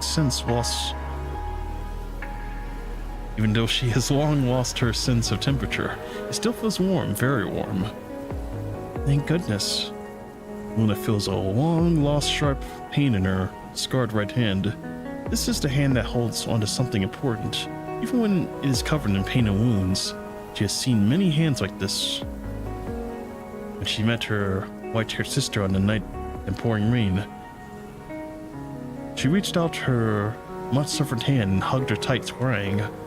And amidst the light that destroyed everything, her dark-haired sister grasped a katana of her broken hands and stood in front of her. She never backed down even one step. When facing the desperate ending, that Commandant chose to reach out the most powerful enemies with a scarred hand, hoping to protect the humanity and cherish friends. Ascendants, constructs, humans, it may not be different after all. Just then she hears the lunar base internal broadcast from the construct lab. Hello, Karina, can you hear me? While we were recording the data, we also used the time to conveniently build the most outdated but effective temporary radio station. When we finally connected Babylonia's comm center, they immediately sent us a message. Maybe I've already seen it, but I trust your eyes, and I repeat it here again. The world government has decided to acknowledge and approve the engineering force decision. Karina, go ahead and destroy the 0-point engine. She hears the crowd cheering behind Teddy's voice in a noisy broadcast. Luna realizes she has almost forgotten that humans can also laugh. Humans have not given up on them. And this time, those humans chose to believe in them. That unyielding girl named Karina already believes science can help humans turn destructive power into new hope. My new hope. Can I have it too? Perhaps there is more than one form of hope, and more than one answer to the future. Luna wants to become a neutral bridge that connects with humanity, where she can explore the future, where she and humans can coexist. She can also make her wish come true, to create a paradise where she and her sister can live together. Will Ascension Network allow such things to happen? Perhaps. It is also expecting things to change. Luna gathers her strength to hold Frog tight on her chest, and then closes her eyes. Like humans, she will do all she can to reach the distant hope. At the Commandant, she will give everything to explore the possibility to win, and if her voice can be heard, please listen to her final wish. Future path, imaginations, human hope. Ascension network, elevating, creating wish. Connection approved. Accepting Luna agent. Red light glows strongly in Luna's chest. The punch device that flooded her lunar base is gradually attracted to her, forming a white armor to Forming a white armor to cover her body. A large amount of punching virus detected also causes the Omega device to automatically increase the 0-point energy input, but the device cannot destroy the punch device faster than it's generating. Luna slowly opens her eyes. She is returned to her former look. The Ascension Network has once again accepted me, accepted this new possibility. This means Luna has found her power and strength. The Ascension Network has re-accepted her as a trailblazer, or a new never imagined path. She could have walked away, but she chose to stay and gather more nearby punch devices to consume the Omega weapon's infinite 0-point energy. Humans, show me the future you've created. Oh my. How interesting. She's back online. Luna is back. She's back in black. Or as you would say, I don't know. Yeah, she's ready for battle. But it turns out though she has a new mission, I guess, in life. As like Lauren that said, find where you want to go next. And as Alpha said as well. Yeah, she's back. And she has a new mission. She wants to serve as the neutral bridge between them, and hopefully find a way to coexist. Well, I guess that answers my question about Luna. I was wondering where she's going to be heading from here, and this is what she wants, huh? Wow, interesting. I don't think Mr. McNugget's going to be very happy about that. He's not going to be very happy. Oh man, and I wonder what he's going to think about Rowan when he gets back. It's like, you betrayed me! I don't know. Anyways, Karina. Hello? Karina, do you copy? Teddy's voice spreads across the entire lunar base, and Karina can also hear the comms device. Copy, and you're too noisy. I'm busy right now. Karina dodges the white monster's fast leap strike and shoots at it. She uses the cannon's recoil to quickly move away, avoiding the fall of crawl attacks. Hey, what are you fighting against? It's a monster, and a 0-point engine, and white pieces of flesh? I must be an idiot to hope that you can explain things clearly with an extremely poor expression of yours. The frenzied monster shatters to rocks on the ground and sending the gravel of the lunar... The lunar soil flying towards Karina. Karina has seen it coming though, so she can leap high above and prepare to attack the monster's head, which also seems to be a 0-point engine. And to her surprise, the monster suddenly emits gravitational waves, changing the rocks and projectile from the horizontal and vertical. What the? Karina fired her cannon in advance to shoot all the rocks down.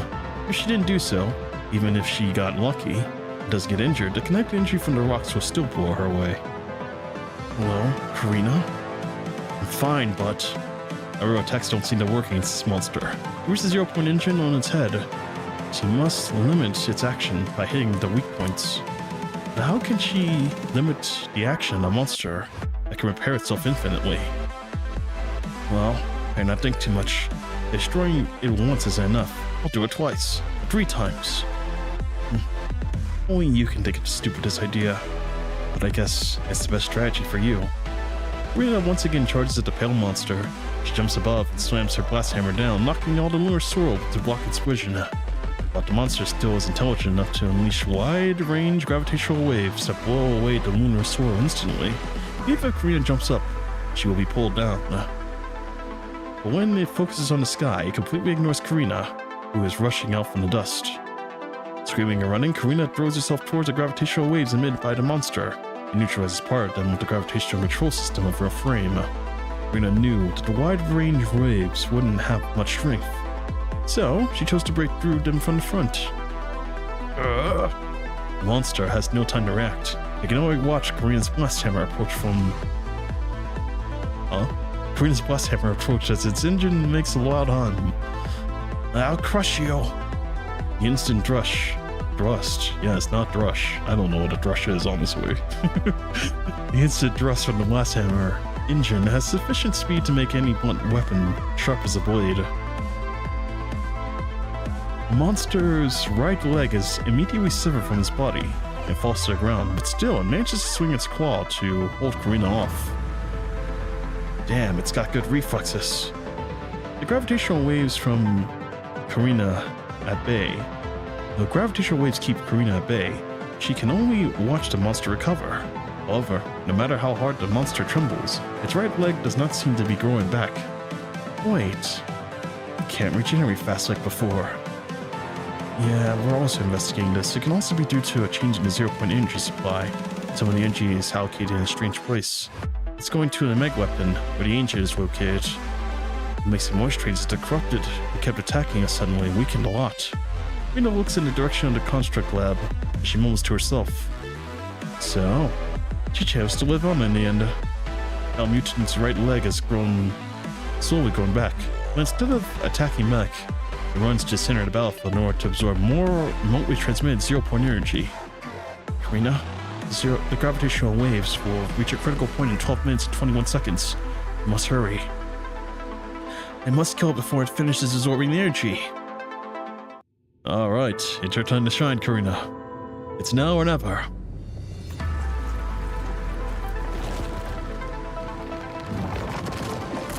It's quite fascinating finding out to see where this thing come from. So this is where this monster came from, this chapter. I've always had to fight it in like the little side stories in this game. It's so fascinating finding out to see where it's coming from, honestly. It's like the story's all coming together. Although I guess technically I was kind of spoiled though of this boss. But not necessarily though. Like I said, I didn't know where it was from.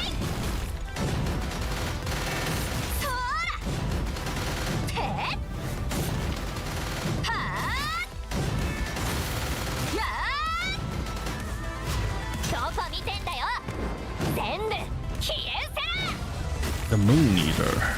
What an interesting name. The Moon Eater. I think he's eating something, but I don't think it's a moon though.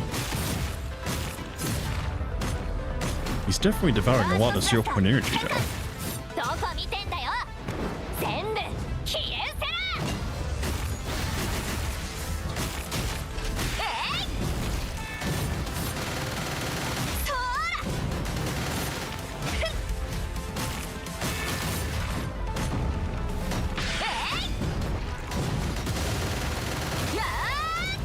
Yeah, see, he's still doing it right now.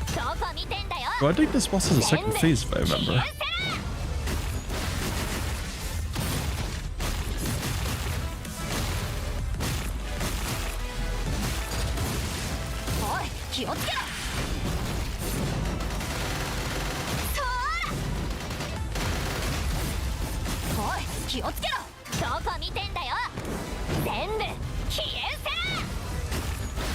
I must say, he certainly isn't playing up much of a fight. I'm predicting his attacks pretty well. I don't think he hit me once in this. Oh yes, actually.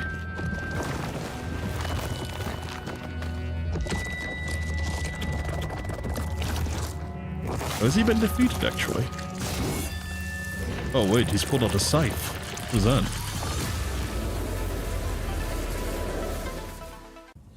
Oh my, he is getting a second phase. Alright, let's go. I'm in the story mode, no second phase. This is not the second phase though. Kinda.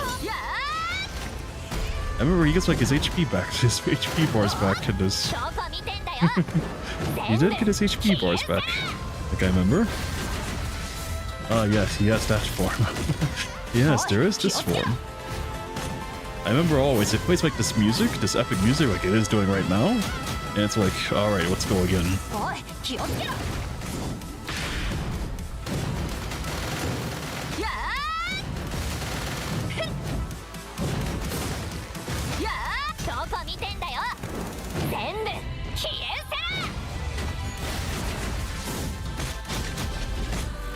I suppose he isn't holding back now, is he? Let's go.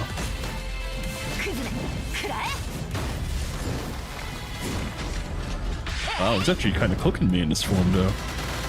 I'm getting hit a lot more than this one.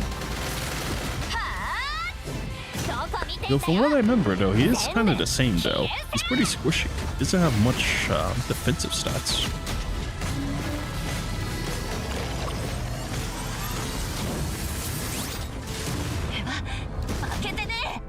I'm surprised I got hit by that. I messed up the dodge timing, low-key.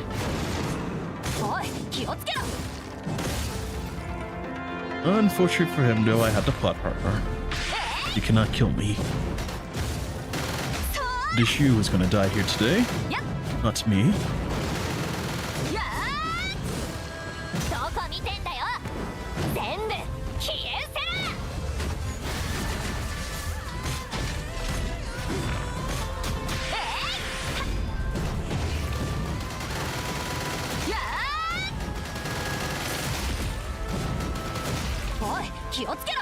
Oh my god, I am eating all the attacks this time around.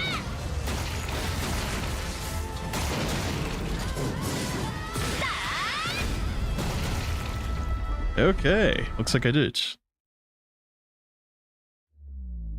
The pale monster is pushed to its limits. Its tissues cannot generate as fast as they are destroyed. The body is made of kettle creature cells and other miscellaneous debris as begins to disintegrate. It struggles to get up, only to realize its broken body cannot support its own weight. It collapses to the ground once again. With an equally damaged body, Karina holds onto her blast hammer and gets on her feet.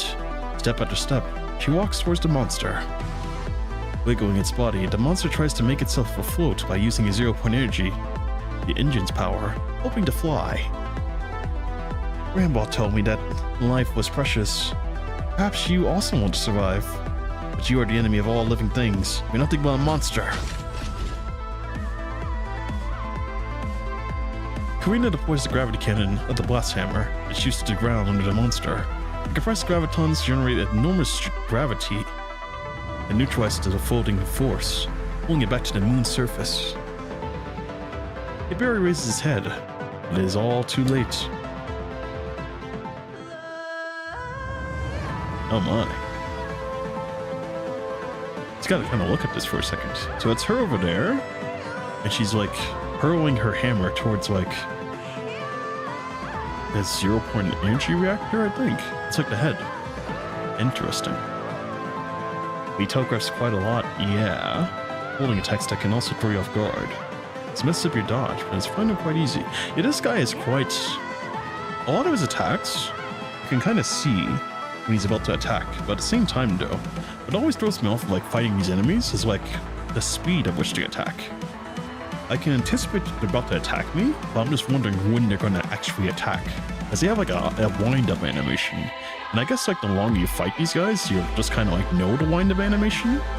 But overall, this guy kind of messes with me. He also messes with me because of like, yeah, the hold attacks, they really... I feel like I'm kind of like animation locked when like I'm doing the hold attack. But at the same time though, I know you can dodge midair though. Yeah, it's very strange. The hold attack, yeah, messes it up a lot. But overall though, not bad though, not bad. If I were playing anyone else here, if I were playing like Nanami, I'd be like, yeah, this would be pretty easy. Well, if I were using a Nanamech, this would be pain. The Nanamech is very clunky for me, overall. The monster also extracts all of its strength into 0-point energy, trying to unleash the most powerful gravitational waves to tear apart a girl apart. Now, the blast hammer's energy is lit up by the tail frames. All light shines at this moment, converging at the invincible strike. Just crash and burn.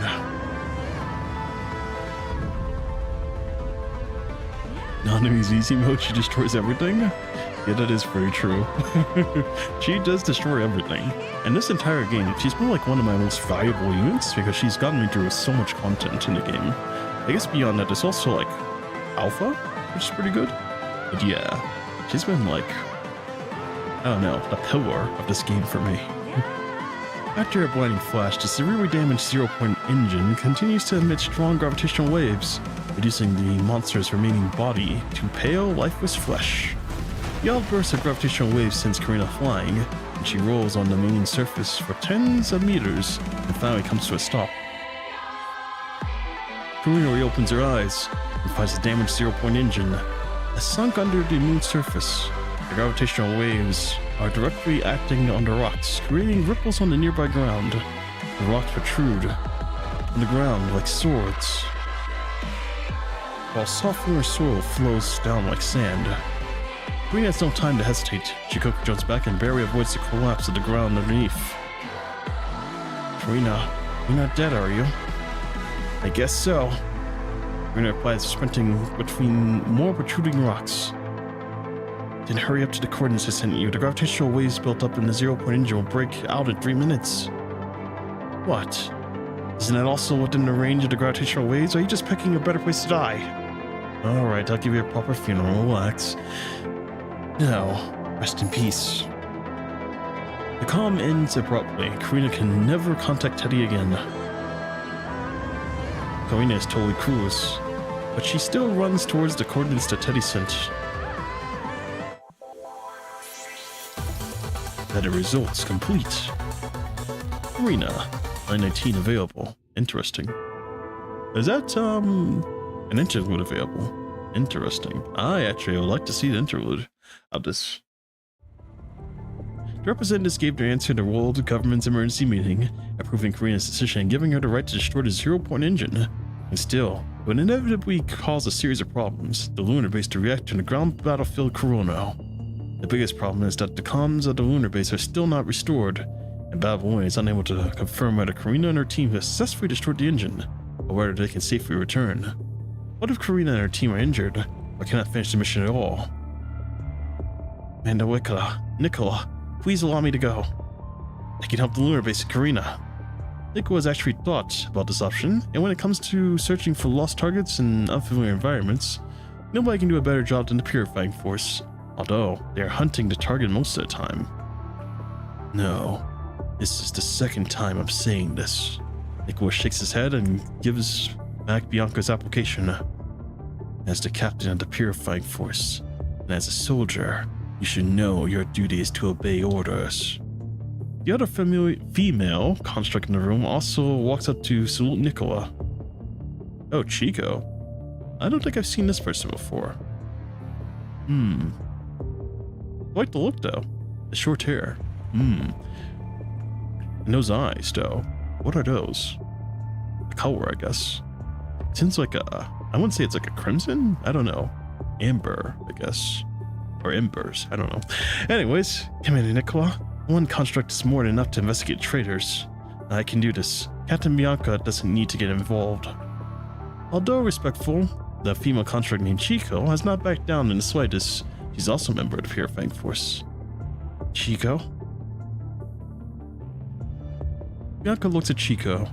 She has gone to Earth multiple times on dangerous missions, but no progress is made.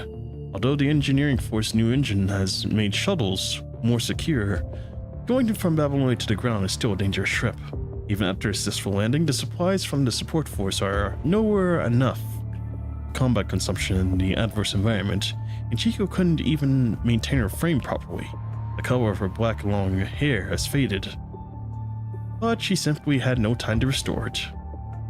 There are traces of ascendants found during the investigation. HQ decided to up the danger on the mission. And now, we have 2 locations to investigate. That's why I'm sending you both. The mission locations are also reassigned based on their danger levels. Chico, Bianca, you will take over City 6. What? Chico and Bianca will take City 6 from you. There is a new location named City 15. But I want you to take charge. But the mission instructions suggest that City 6 has a higher danger potential, so it makes perfect sense to assign it to Bianca. But given that she is a captain, unable to find the excuse, Chico can only remain silent. Nicola pauses and looks at Bianca. She seems to have something to say. We're just worried about Karina and the lunar base as you are. That's why I have already sent the entire Mountain Vulture squad in a space fighter. Bianca and Chico have no words to say. They can only salute in silence. I have one request. If there is any news about Karina, please let me know immediately. You don't need to worry about that. Any news about her will be the biggest news. After the two purifying force constructs left, Nicola once again picks up the mission request to investigate the traitors. They came from many departments, but only the change of location is provided by the control court. I know the control court manages a lot of things, but why would they pay particular attention to this one out of all missions? Despite suffering heavy damage, Grey Raven still applied to return to the battlefield multiple times. I had to stop them at the start of life. Maybe I can send them to less dangerous City 15 for an investigation mission. But his thoughts are interrupted by incoming comms request. Speaking. It's from the captain of the Mountain Vulture, Commander Nicola. We found the engineering force. What are the coordinates? Syria sounds embarrassed as she hesitates a little. No, they have encountered an enemy.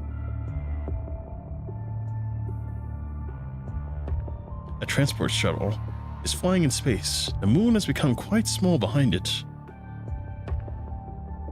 That monster emerged with the 0-point engine. How'd it get on the moon? Well, I don't know. It probably wasn't there in the beginning. Maria takes out a cassette recorder she found in the 0-point reactor core. She has already learned about its content. This is an antique audio player. Never thought you could have this taste. I guess listening to music can more or less help you change the barbarian way you're thinking. Rena replied with a tisk and ignored her. She stares at the starry universe outside. The root cause of the lunar base incident can be traced to the past. The consequence of all the necessary sacrifices made back then is still posing a threat to all humans today, and it may well last into the future. But fortunately, humans may finally have enough power to change that future. So, how'd you find a spaceship? I don't recall seeing any record of spacecraft staying on a lunar base. No idea. This is a quite old ship. Probably certain in the post-pandemic age. It was made in Corona, but is currently registered in Babylonia. Could it be that this spaceship picking us up had departed earlier? We're pretty lucky. Excuse me. Hate to interrupt you, Karina. Your hand is on my head. Oops, sorry. If we are lucky, we wouldn't have to face this just hours before retreat. Sorry again. But you're stepping on my adamant, Teddy. No wonder it feels soft, Yarha. Don't you think you need some exercise? Please stop. Oh crap, this is just a tiny pod. The engineering force Corona scientists, along with some fainted soldiers, tens of people, not tens of thousands. Tens of thousands would not fit in a pod. Anyways, tens of people are squeezed inside a little life pod, like a sardine can. Well, we're lucky we're still alive. We should think about how we can restore the 0-point engine after we go back. Wouldn't that be an easy task with the information you bring back? Well, it better be. I almost died for it. The entire engineering force won't forgive you if you screw it up. Just you wait and see. We start thinking of a name for the new engine. How about DeLorean? DeLorean? Isn't that like a name of like a beauty product? It comes from an old classic movie. A male voice comes from the ship's internal broadcasts. He's probably a pilot. He saved everyone after all, so Karina couldn't blame him for the awkward conversation. Besides, he must have also heard her complaints on the limited cabin space. That's actually not bad. Excuse me. You could just call me Romomo. Captain Romomo. Has a nice ring to it, doesn't it? Captain Romo. How long will it take for the ship to arrive at Babylonia? Oh, I'm not sure. Maybe it'll take a day, 8 hours, or 10 minutes. This our estimate makes Karina and Teddy even more confused. Hey Teddy, why do I find this voice so familiar? A sudden turbulence that drops Karina. It does not feel like a ship has hit a meteorite or space debris. Something happened. Oops, don't worry. We're under attack by Babylonian space fighters. What? Why is Babylonia attacking us? Didn't take it long for them to find out I jacked the ship. Huh? What do you mean jacked the ship? Who the heck are you? Lena searches her memories and finally recalls this annoying voice she heard in the past. You invited yourself to my ship. You dare to think to be picky. That's why I don't like you humans. The pilot calls himself Romoa. Let's all laugh, but soon changes to a cheerful tone. Alright, dear passengers, our trip has come to an end. I wish you a pleasant and safe journey. Time to say goodbye. Ciao. After a slight shock, the safety lock on the life pod is disengaged. And Karina's high-pitched swearing, Captain Romo ejects his life pod into space and then accelerates toward Earth. Oh my. Is that Roland? And that's interesting. He called himself Romo. Oh, I already know what that is if you watched the interlude. How interesting. Poor Yorha. Oh man. Maybe Yorha's happy though, being crushed by women. I don't know. Probably not. I mean, they are robots. I'm assuming they probably weigh a ton. Maybe they don't. I don't know. It's like, they're robots, right? So like, aren't they like a bunch of parts? Nah, they couldn't be that heavy. And so if they're that heavy, then like, yeah, no way. No way. I assume like, I still don't know. It's like their skin. It's like artificial skin. Is their artificial skin actually soft? Or is it like hard and metallic? I have no idea. It's hard to say. I don't know, man. I don't know. The DeLorean, a futuristic car from Back to the Future. I swear, there's like a beauty care product. It's like DeLorean. It's like, I don't know. It's out there. I swear, it's out there on the internet. It's gotta be out there. Or it's named something else. I don't know what it is. Ugh. I guess that's what it's from then. Interesting. Return to the far moon. A meteor bursts into the sky and slowly descends, marking a trajectory of her return. Ah, you're thinking about DeLorean. Yes, that's the one. Oh my god. Next chapter, Across the Ruined Sea, is now available. Sis, what happened to the rabbits in the end? Oh, they stayed on the moon. What are they gonna do after they stayed on the moon? What did they do? Well, since they love carrots so much, I guess they must have planted a lot of carrots on the moon. Okay, what did they do after that?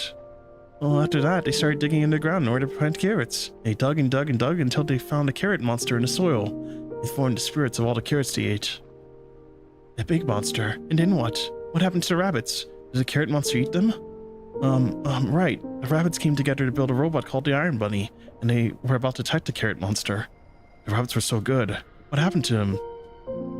You still want more? Oh, right, Luna. I think it's time to sleep. Otherwise, I won't be able to tell you stories tomorrow. Are you going to tell me more stories tomorrow? Of course. You need to sleep before first. Sure. Luna, be a good girl. Good night, sis. Good night, Luna. Have a nice dream.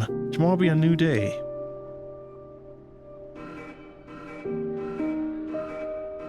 Raging gravitational waves are tearing apart the tiny lab relentlessly. The interval between waves is quickly decreasing, approaching a critical point.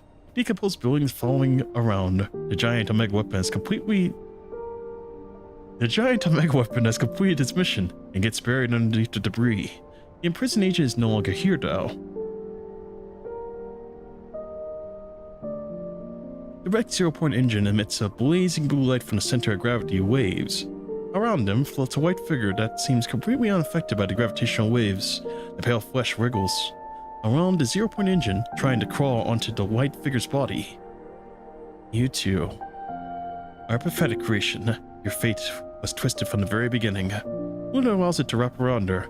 The moment it touches Luna, it turns into crimson ash and dissolves away.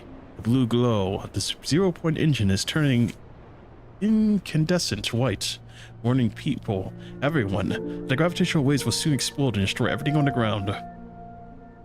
Is this pure destructive power brought by science? Let me harness this power. Luna raises her right hand and gathers all the Panjivirus from the entire lunar base. The condensed Panjivirus gradually forms a hardened spherical shell, encasing the wrecked zero-point engine, and Luna herself. Meanwhile, the chaotic destructive gravitational waves also slowly gather around Luna. I'm going back to where Sis is. Luna gently holds the frog charm in her scarred right hand, and she rests it to the safest place in her chest. The concentrated gravitational waves send the Panjivirus spear afloat before the it disappears into a blazing light.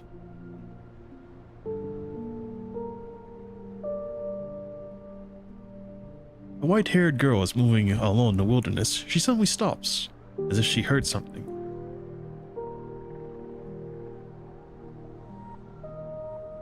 She raises her head slightly to look at the night sky.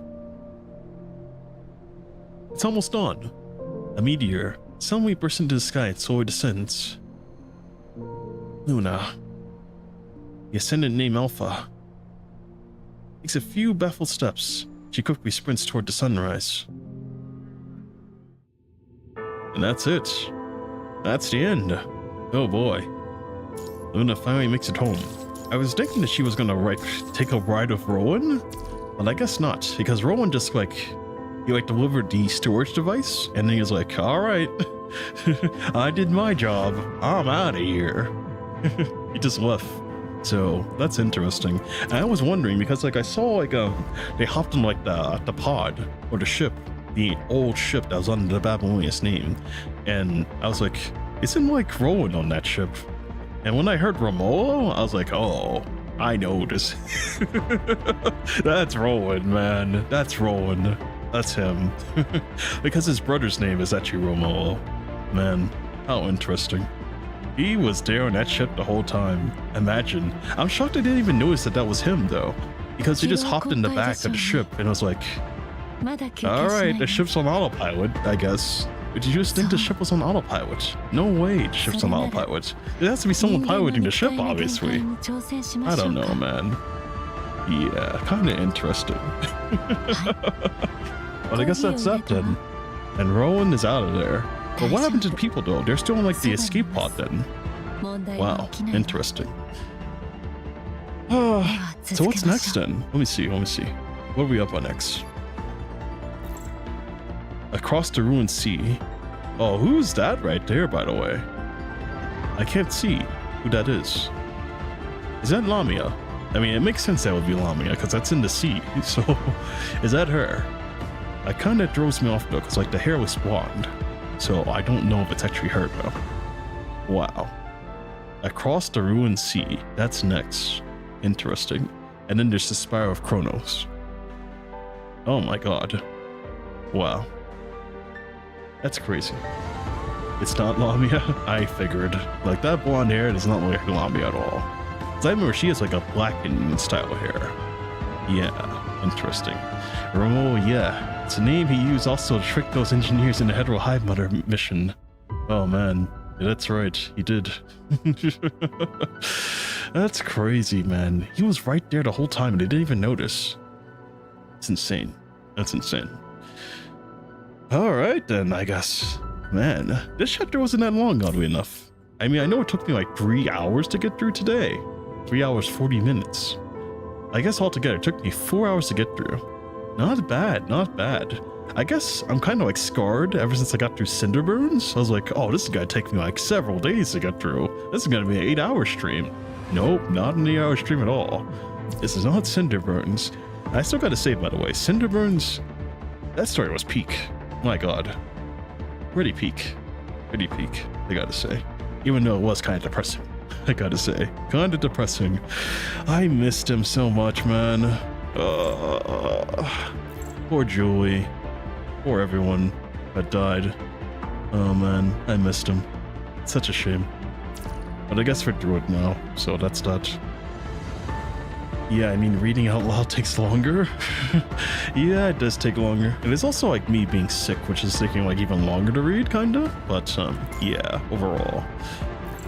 I'm still glad we got through it though. Pretty nice, pretty nice. Let me claim all the remaining stuff, yeah? And then, I guess what I can do now is probably do the remaining dailies I gotta do.